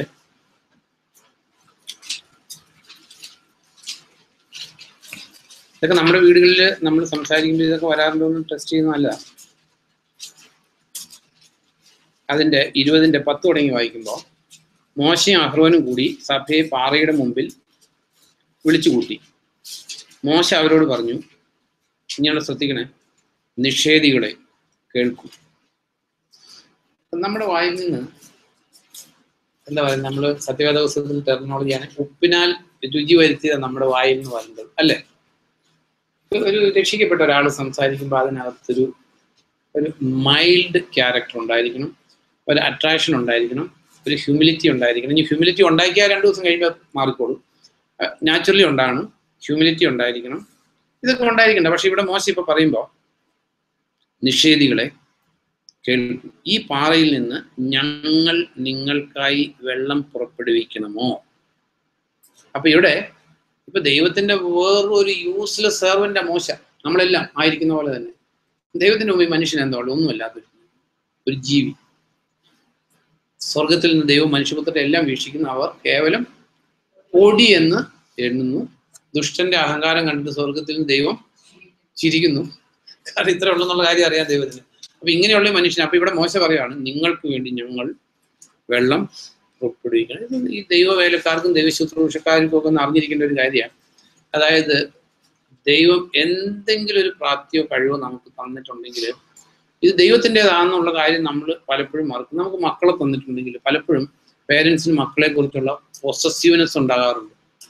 ആ മക്കളുടെ എല്ലാ കാര്യവും അവർക്ക് അറിയണം, എല്ലാം അവരുടെ കംപ്ലീറ്റ്. എന്നാൽ ഇത് ദൈവം എനിക്ക് തന്നതാണെന്നോ ഇത് ദൈവത്തിൻ്റെതാണെന്നോ ഉള്ള ഭയം മാറിയിട്ട് ഈവൻ ദൈവിക കാര്യങ്ങളിൽ പോലും ആ പേരൻസ് നല്ല രീതിയിൽ തീർച്ചയായിട്ടും കൺട്രോൾ ചെയ്യണം. എന്നാൽ ആ സ്പിരിച്വൽ ഫ്രീഡം പോലും പിള്ളേർക്ക് കൊടുക്കാത്ത മാതാപിതാക്കളുണ്ട്. നമുക്ക് ഇതെല്ലാം നമ്മൾ അറിഞ്ഞിരിക്കേണ്ട ഒരു കാര്യമാണ്. നിങ്ങൾക്ക് വേണ്ടി ഞങ്ങൾ വെള്ളം പുറപ്പെടുവിക്കണമോ? പിന്നീട് മോശ കൈ ഉയർത്തി പാറയിൽ 2 വട്ടം വടി കൊണ്ട് അടിച്ചു. അപ്പൊ നമ്മൾ അറിയേണ്ട ഒരു കാര്യം, നമുക്ക് എല്ലാവർക്കും ഉത്തരവാദിത്വമുണ്ട്. നമ്മുടെ കൂടെ ഇപ്പോൾ ഒരു കുടുംബത്തിലാണെങ്കിൽ ഹസ്ബൻഡ്, വൈഫ്, മക്കൾ ഉണ്ട്. ഈ കുടുംബത്തില് ഭർത്താവ് അവിവേകമായിട്ട് സംസാരിക്കാൻ സാഹചര്യം ഉണ്ടാക്കി കൊടുക്കാതിരിക്കാനുള്ള എല്ലാ ഉത്തരവാദിത്വവും ഒരു ബുദ്ധിമതിയായിട്ടുള്ള ഭാര്യയ്ക്ക് ഉണ്ട്. Vice versa.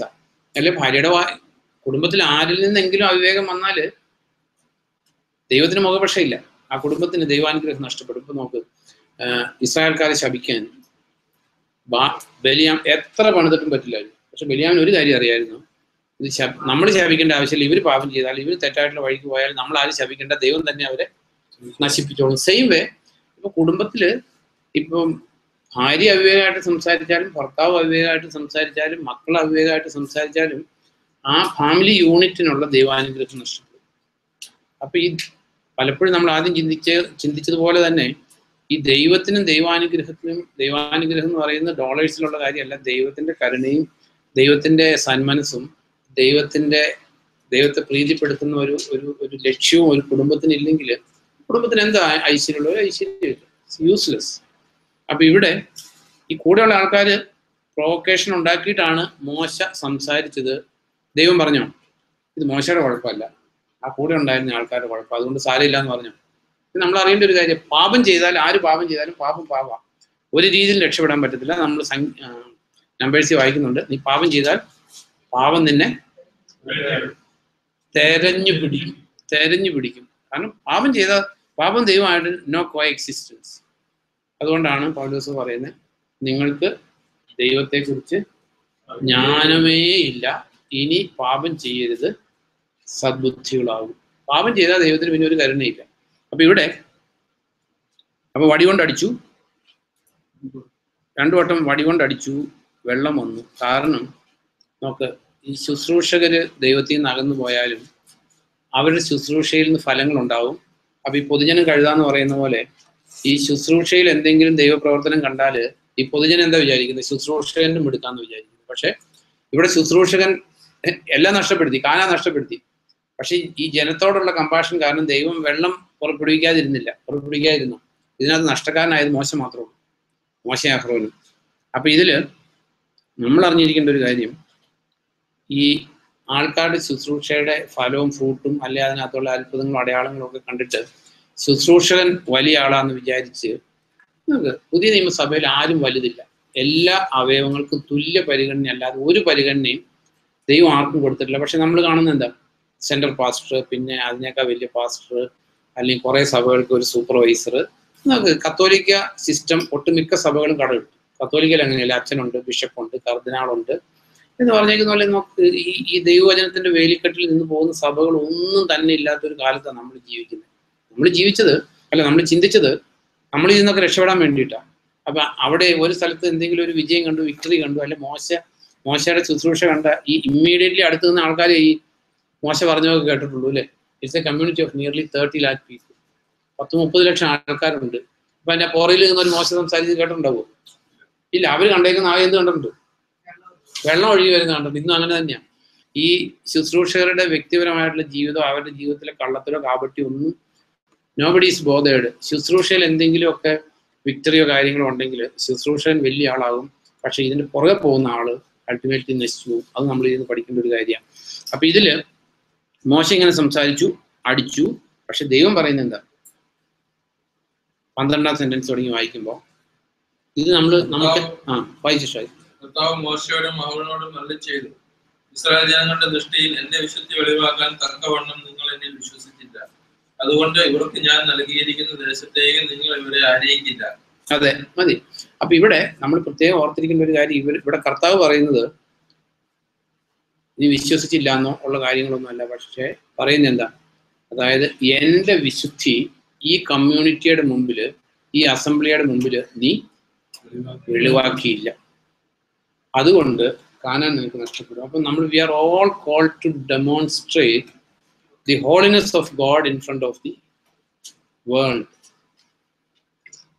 അപ്പൊ അതിനുള്ള ശക്തി എന്ന് പറയുന്ന വിശ്വാസത്തിൽ നിന്ന്. അപ്പൊ കർത്താവ് അവിടെ പറയുന്നത് ഈ ലോകത്തിന്റെ മുമ്പില്, അല്ലെ ഈ കമ്മ്യൂണിറ്റിയുടെ മുമ്പില്, ഈ അസംബ്ലിയുടെ മുമ്പില് എന്റെ വിശുദ്ധി വെളിവാക്കിയില്ല.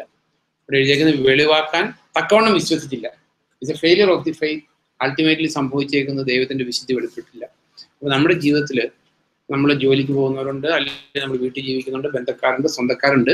ഇവരുടെ മുമ്പില് ദൈവത്തിന്റെ വിശുദ്ധി, ദൈവത്തിന്റെ ക്യാരക്ടർ, ദൈവം പറയുന്നുണ്ട് I am a holy God, നിങ്ങൾ വിശുദ്ധരായിരിക്കും കാരണം ഞാൻ വിശുദ്ധനാണ്.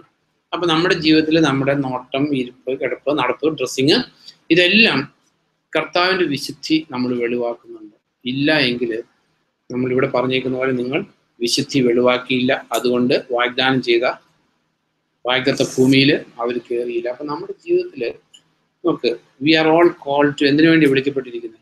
ഈ എഫേഷ്യൻസ് 1:3 വായിക്കാം.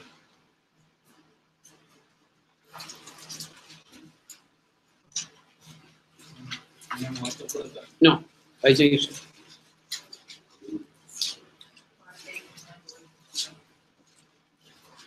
നമ്മുടെ കർത്താവായ യേശുക്രിസ്തുവിന്റെ പിതാവായ ദൈവം വാഴ്ത്തപ്പെടട്ടെ. സ്വർഗത്തിൽ നമുക്ക് സർവ്വവിധ ആധ്യാത്മിക അനുഗ്രഹങ്ങൾ നൽകിക്കൊണ്ട് ക്രിസ്തുവിൽ അവൻ നമ്മെ അനുഗ്രഹിച്ചിരിക്കുന്നു. തന്നെ നാം വിശുദ്ധരും കുറ്റമറ്റവരും ആയിരിക്കാൻ ലോകസ്ഥാപനത്തിന് മുമ്പേ തന്നെ അവൻ നമ്മെ സ്നേഹപൂർവ്വം യേശുവിൽ തിരഞ്ഞെടുത്തു. എന്തിനു വേണ്ടി ആ സെന്റൻസ് നിങ്ങൾ വായിച്ചു? അവൻ നമ്മെ വിശുദ്ധരും കുറ്റമറ്റവരും ആയിരിക്കാൻ. അതെ, ക്രിസ്തുവിൽ. അപ്പൊ നമുക്കറിയാവുന്ന കാര്യം, നമുക്കൊരു എന്താ പറയുന്നത്, പൊസിഷനിലായിട്ട് കിട്ടിയേക്കുന്ന വിശുദ്ധിയുണ്ട്. നമ്മൾ വിശുദ്ധരെന്ന് ഇപ്പൊ എഫേസ്യ ലേഖനത്തിൽ അവർ വിശുദ്ധരെന്ന് വിളിച്ചിട്ടുണ്ട്, കൊറിയന്ത്യൻ ലേഖനത്തിൽ അവർ എല്ലാവരും ഇത് സൗജന്യമായിട്ട് കിട്ടിയേക്കുന്ന നല്ലൊരു ഇമ്പ്യൂട്ടഡ് വിശുദ്ധിയാണ്. ഇമ്പ്യൂട്ടഡ് എന്ന് പറഞ്ഞാൽ അവരുടെ കർമ്മം കൊണ്ടല്ല, കർത്താവിന്റെ വിശുദ്ധി കൊണ്ട് കിട്ടിയിരിക്കുന്ന, കർത്താവിന്റെ വിശ്വാസത്തെ കിട്ടിയിരിക്കുന്ന വിശുദ്ധി. അത് മോശയ്ക്കുണ്ട്. മോശയും കുഞ്ഞാടിന്റെ രക്തം തളിക്കപ്പെട്ട അല്ലെങ്കിൽ സ്വർഗത്തിന് അവകാശിയായിട്ടുള്ള ആളാണ്. അറ്റ് ദി സെയിം ടൈം ജീവിതത്തിൽ വിശുദ്ധി വെളിവാക്കാൻ പരാജയം. നമ്മുടെ ജീവിതത്തിൽ നമ്മുടെ കോളിങ് നമ്മൾ അറിഞ്ഞേ പറ്റൂ. വിശുദ്ധരാകാൻ വേണ്ടി വിളിക്കപ്പെട്ടവരാ. അതുകൊണ്ടാണ് ഹീബ്രൂസിൽ നമ്മൾ വായിക്കുന്നത്, വിശുദ്ധി പ്രാപിക്കാതെ ആരും ദൈവത്തെ കാണത്തില്ല. അപ്പൊ നമ്മുടെ ജീവിതത്തിൽ ഇവിടെ മോശയുടെ പരാജയം എന്ന് പറയുന്നത് in a way fail to show the holiness. അപ്പൊ നമ്മുടെ ഓരോ കാര്യത്തിലും നമ്മൾ ചിന്തിക്കേണ്ട, നമ്മൾ ദൈവത്തിന്റെ വിശുദ്ധി വെളിവാക്കുന്നുണ്ടോ? ഈ 2 Kings 4 എടുക്കുമ്പോൾ ഏലിയയെ കുറിച്ചുള്ള സാക്ഷി നമുക്കറിയാവുന്ന കാര്യമാണ്. 2 Kings 4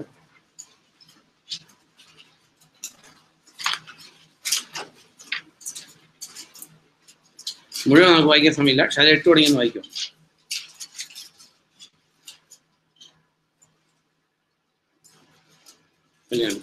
ഒരു ദിവസം ഏലീശ ശൂനേമിലേക്ക് പോയി. അവിടെ ഒരു ധനിക പാർത്തിരുന്നു. വീട്ടിൽ വന്ന് ഭക്ഷണം കഴിക്കാൻ അവൾ അയാളെ നിർബന്ധിച്ചിരുന്നു. തന്മൂലം ആ വഴി കടന്നു പോകുമ്പോഴെല്ലാം ഏലീശ അവിടെ കയറി ഭക്ഷണം കഴിക്കും. അവൾ ഭർത്താവിനോട് പറഞ്ഞു, ഇതാ നിരന്തരം നമ്മുടെ വഴിയെ കടന്നു പോകുന്ന ഇയാൾ ഒരു വിശുദ്ധ ദൈവപുരുഷനാണെന്ന് ഞാൻ മനസ്സിലാക്കുന്നു. നമുക്കൊരു ചെറിയ മാളിക മുറി നിർമ്മിച്ച് അതിൽ അയാൾക്ക് കട്ടിലും മേശയും കസേരയും വിളക്കും സജ്ജീകരിക്കാം. നമ്മുടെ അടുക്കൽ വരുമ്പോഴെല്ലാം അയാൾക്ക് അവിടെ കയറി വിശ്രമിക്കാമല്ലോ. ആലോചിക്കുമ്പോൾ ഏലീശയുടെ how far she has seen his life എന്താ കണ്ടേക്കുന്നത്? വീട്ടിൽ ചുരുങ്ങിയ സമയത്ത് പരിചയമുള്ളൂ, ഭക്ഷണം കഴിക്കുന്നുണ്ട്, അവിടെ പോകുമ്പോൾ അവിടെ കയറി ഭക്ഷണം കഴിക്കുന്നുണ്ട്. അല്ലെങ്കിൽ ആ ചുരുങ്ങിയ സമയത്തെ ഒരു പെരുമാറ്റത്തിൽ നിന്ന് ഈ ഏലീശയെ കുറിച്ച് ഈ സ്ത്രീക്ക് മനസ്സിലായ ഒരു കാര്യം എന്താ? ഈ മനുഷ്യൻ ഒരു വിശുദ്ധനായിട്ടുള്ള ഒരു മനുഷ്യനാണ്. അത് നമ്മുടെ ജീവിതത്തിൽ നോക്ക്. അപ്പൊ എത്രത്തോളം നമ്മൾ ആ ഒരു സാക്ഷ്യം നമ്മുടെ ജീവിതത്തിൽ കിട്ടാൻ നമ്മൾ ചെയ്യേണ്ടവര്. അപ്പം നമ്മളാരും എന്താ പറയുക ഏലീശയുടെ കണ്ടീഷനിൽ എത്തിയെന്നല്ല. അപ്പൊ ഏലീശ ആ വീട്ടിൽ ഭക്ഷണം കഴിക്കാനിരുന്നു, അല്ലെങ്കിൽ നോക്കാം അവിടെ ഒരു സ്ത്രീയുള്ളൂ. നമുക്കറിയാം, പിന്നീട് വായിക്കുമ്പോൾ നമ്മൾ കാണുന്നുണ്ട് ഈ ഭർത്താക്കന്മാരൊക്കെ അന്ന് രാവിലെ തന്നെ എഴുന്നേറ്റ് കൂടെ പോകും, പണി സ്ഥലത്തേക്ക് പോകും. ഈ സ്ത്രീ മാത്രമേ ഉള്ളൂ. അപ്പോൾ ആ സ്ത്രീ ഒറ്റയ്ക്ക് ഒരു സ്ത്രീയുടെ അടുത്ത് ഈ ഏലീശ അവിടെ ഭക്ഷണം കഴിക്കുകയും ഇടപെടുകയും ചെയ്തതിന് കാരണം ഈ സ്ത്രീ ഒരു ഗോഡ്ലി ലേഡിയാ, അല്ലാതെ ഒരു ലോകത്തിലെ ഒരു ലോകക്കാരി സ്ത്രീയല്ല. ആ സ്ത്രീക്ക് മനസ്സിലായി, ഏലീശയെ കുറിച്ച് മനസ്സിലായ ഒരു കാര്യം, ഈ മനുഷ്യൻ ജെന്യുവിനായിട്ട് വിശുദ്ധനായിട്ടുള്ള ഒരു മനുഷ്യനാണ്. അപ്പൊ നമ്മുടെ ജീവിതത്തിൽ ഒന്ന് ആലോചിച്ചു, നമ്മളിപ്പോൾ ഒരു സ്ത്രീയോട് ഒറ്റയ്ക്ക് പെരുമാറുമ്പോൾ, ഒറ്റയ്ക്ക് സംസാരിക്കുമ്പോൾ, അതിൽ നിന്ന് ആ സ്ത്രീ നമ്മളെ കുറിച്ച് എന്താ പറയുക ഇൻഫർ ചെയ്യുന്ന ഒരു തീരുമാനം, നമ്മളെ കുറിച്ച് മനസ്സിലാക്കുന്ന ഒരു കാര്യം. നമ്മളെല്ലാം കർത്താവിന്റെ സുവിശേഷം വഹിക്കുന്നവരാ, കർത്താവിന് സാക്ഷ്യം വഹിക്കുന്നവരാ. നമ്മളെ കുറിച്ച് ഒരു നെഗറ്റീവ് കമന്റ് പറയാൻ ഇടയാകുന്നെങ്കിൽ, കാരണം ഇത് ഏലീശ കർത്താവിനെ കണ്ടിട്ടില്ല. കർത്താവിന്റെ അല്ലെങ്കിൽ കർത്താവിന്റെ ക്രൂശീകരണോ അതിൽ നിന്ന് എൻസ്യൂഡ് ആയിട്ടുള്ള ഹോളി സ്പിരിറ്റിന്റെ അബണ്ടന്റ് ആയിട്ടുള്ള അല്ലെങ്കിൽ അളവ് കൂടാതെ ആത്മാവിനെ പ്രാപിച്ച ആളല്ല ഏലീശ. പരിശുദ്ധാത്മാവ് വന്നത് തന്നെ ഇതിനു വേണ്ടിയിട്ടാണ്, നമ്മളെ വിശുദ്ധീകരിക്കാൻ വേണ്ടിയിട്ടാണ്, പുത്രന്റെ സാദൃശ്യത്തിലേക്ക് നമ്മളെ രൂപാന്തരപ്പെടുത്താനാണ്. ഈവൻ പലപ്പോഴും ഈ ഓൾഡ് ടെസ്റ്റാമെന്റ് സെയിൻസിന്റെ ക്വാളിറ്റിയിൽ എത്താൻ നമുക്ക് പറ്റുന്നില്ല. കർത്താവ് സാക്ഷ്യം പറഞ്ഞു, സ്വർഗരാജ്യത്തിലെ ഏറ്റവും ചെറിയവൻ പഴയ നിയമത്തിലെ ഏറ്റവും വലിയവനേക്കാൾ ശ്രേഷ്ഠനായിരിക്കേണ്ടതാ. അത് പൊസിഷനിലി ഉള്ള ശ്രേഷ്ഠത മാത്രമല്ല, ക്യാരക്ടറിലും ഉണ്ടായിരിക്കേണ്ടതാണ്. നമ്മൾ മോശയുടെ ക്യാരക്ടർ അല്ലെങ്കിൽ ഏലീശയുടെ ക്യാരക്ടർ, മോശ ഒന്ന് ആലോചിച്ചു, ഹൗ ഹംബിൾ ഹീസ്. അവരെത്ര തവണ മോശയ്ക്കെതിരെ വിലാപം ഉണ്ടാക്കിയിട്ടും അല്ലെങ്കിൽ പ്രശ്നം ഉണ്ടാക്കിയിട്ടും അവർക്കൊരു നാശം വരുന്നത് കാണുമ്പോഴത്തേക്കും മോശയുടെ ഹൃദയം നമുക്ക് അവരെ നശിപ്പിക്കരുത്. ഒരു സ്റ്റേജിൽ ദൈവം പറയുന്നുണ്ട്, ഞാൻ ഇവരെ നശിപ്പിച്ചിട്ട് നിന്നിൽ നിന്ന് ഞാൻ ഇതിനേക്കാൾ വലിയൊരു ജനതയുണ്ടാകും. കർത്താവ് നോ, പറ്റില്ല. ഒരു സ്റ്റേജിൽ മോശ പറയുന്നില്ല, ഇവരോട് ക്ഷമിക്കുന്നില്ലെങ്കിൽ എൻ്റെ പേര് I don't want to go to heaven. എനിക്ക് ഈ ജനത്തെ കൈവെടിഞ്ഞിട്ട് എനിക്ക് സ്വർഗത്തിൽ പോകണ്ട, ഞാൻ നരകത്തിൽ പോകണമെന്ന് മോശ പറയുന്നത്. ഈ സെയിം സ്റ്റേറ്റ്മെന്റ് ന്യൂ ടെസ്റ്റമെന്റിൽ പറഞ്ഞ ആരാ? ഷെറിന് പിടിയില്ല. അപ്പൊ ഇതൊക്കെ ഷെറിൻ വിട്ടുപോയ ഷെറിൻ, കാരണം അത് പറഞ്ഞേക്കുന്ന പോളും മോശയെ മാത്രമേ പറഞ്ഞിട്ടുള്ളൂ, വേറെ ആരും പറഞ്ഞിട്ടില്ല. നമുക്ക് ഇതിൽ നിന്നൊക്കെ നമുക്ക് ഒത്തിരി എക്സാമ്പിൾ ഉണ്ട്. നമുക്ക് നമ്മുടെ സഹോദരന്മാരെ കുറിച്ച് അല്ലെ നമ്മുടെ ബന്ധുമിത്രാദികളെ കുറിച്ച് നമുക്ക് ഇങ്ങനെ ഒരു ഭാരം ഇല്ലാത്തതുകൊണ്ടാണ് പലപ്പോഴും ഒന്നും സംഭവിക്കാത്തത്. അപ്പൊ ഇവിടെ നമ്മൾ ചിന്തിച്ചത്, അപ്പൊ ഈ മോശ എങ്ങനെയൊക്കെയാ ഈ വിശുദ്ധി ഇല്ലാന്ന് വെളിവാക്കിയത്? എങ്ങനെ? ഇവിടെ ഈ ഏലീശയുടെ കൂടുതൽ കാര്യങ്ങളൊന്നും എഴുതിയിട്ടില്ല. വീട്ടിൽ പോയി അപ്പൊ ഭക്ഷണം കഴിക്കുമ്പോൾ എന്തൊക്കെ സംഭവിച്ചിട്ടുണ്ട്? സംസാരിച്ചിട്ടുണ്ട് അല്ലെ? സംസാരിച്ചിട്ടില്ലേ? സംസാരം മാത്രമാണോ? ഒരു സ്ത്രീയുടെ അടുത്ത് പോകുമ്പോൾ ഒരു പുരുഷനെ സംബന്ധിച്ച് ഏറ്റവും പ്രധാനപ്പെട്ട ഒരു കാര്യം നോട്ടം, കണ്ണുകൾ. ബൈബിളിൽ എഴുതിയേക്കുന്നത് ഞാൻ കണ്ടുപിടിച്ചതല്ല, നമ്മള് 2 പീറ്റർ യൂദ അവിടെ എഴുതിയേക്കുന്നത് അവരുടെ കണ്ണുകളിൽ എന്താ? കണ്ണിന് ചുവന്ന കണ്ണാന്നാണ്. കണ്ണുകളിൽ കാമാർത്തിയുണ്ട്, കണ്ണുകളിൽ വ്യഭിചാര ഇച്ഛയുണ്ട്. ഈ ഏലീശ അങ്ങനെയായിരുന്നു. ആയിരുന്നെങ്കിൽ ഈ സ്ത്രീ സാക്ഷ്യം പറയില്ല. അപ്പൊ നമ്മുടെ ജീവിതത്തിൽ നമ്മൾ ചിന്തിച്ചത് മോശയെക്കുറിച്ച്, ഇപ്പൊ മോശയെക്കുറിച്ച് അങ്ങനെയുള്ള ആരോപണങ്ങളല്ല. അറ്റ് ദി സെയിം ടൈം അങ്ങനെ ഒരു കാര്യം മാത്രമല്ല വിശുദ്ധി വെളിവാക്കുന്നത്. അപ്പോൾ വിശുദ്ധി വെളിവാക്കി ഇന്ന സിംഗിൾ സെന്റൻസിൽ പറഞ്ഞാൽ വിശുദ്ധി വെളിവാക്കാൻ എന്താ നമ്മുടെ ജീവിതത്തിൽ ഉണ്ടായിരിക്കേണ്ടത്? എന്താ മോശയോട് പറഞ്ഞ സെയിം സെന്റൻസ്? വിശുദ്ധി വെളിവാക്കാൻ തക്കവണ്ണം നോ. എന്താ ഇപ്പൊ വായിച്ചത്? വിശ്വസിച്ചില്ല. അപ്പൊ നമ്മുടെ വിശ്വാസത്തിലൂടെയാണ് വിശുദ്ധി വെളിവാകുന്നത്. കർത്താവിലുള്ള വിശ്വാസം, അതിലൂടെ തീർച്ചയായിട്ടും ദൈവത്തിന്റെ വിശുദ്ധി വെളിവാക്കപ്പെടും. നമ്മുടെ ജീവിതത്തിൽ നോക്കുക, വിശ്വാസം താനെ ഉണ്ടാകുന്നതല്ല. നോ, താനെ ഉണ്ടാവും. ദൈവത്തിന് പാർഷ്യാലിറ്റി ഇല്ല, ദൈവത്തിന് മുഖപക്ഷയില്ല. The more you are struggling to improve your. അപ്പസ്തലന്മാർ കർത്താവിനോട് പറയുന്നില്ല ഞങ്ങളുടെ വിശ്വാസം വർദ്ധിപ്പിക്കണം. It's a prayer topic. ഈ യൂദായുടെ ലേഖനം 1:21 വായിക്കുമ്പോൾ, ഇംഗ്ലീഷിൽ വായിക്കുമ്പോൾ വായിച്ച ശേഷം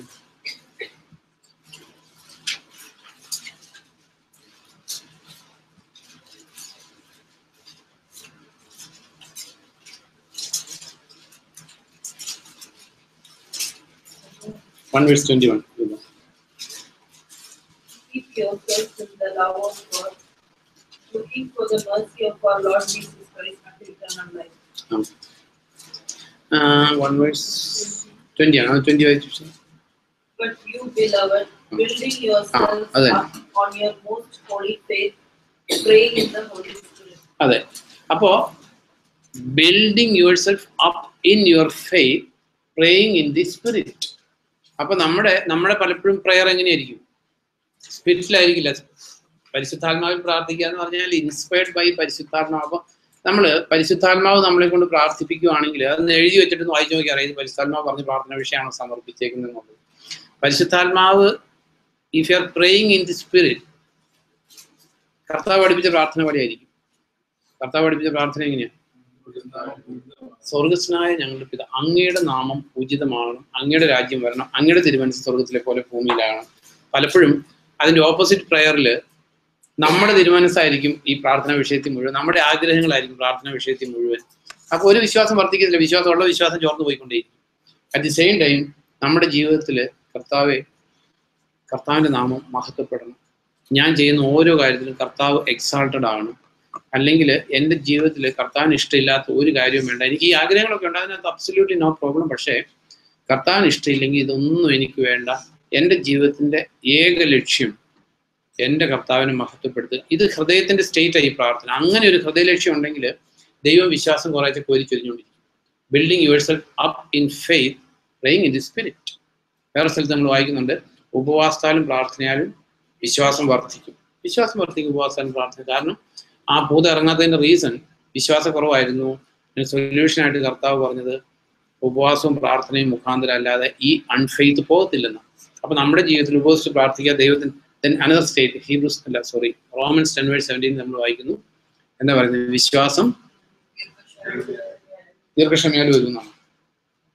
അങ്ങനെ എവിടെയെങ്കിലും എഴുതിയിട്ടുണ്ട്?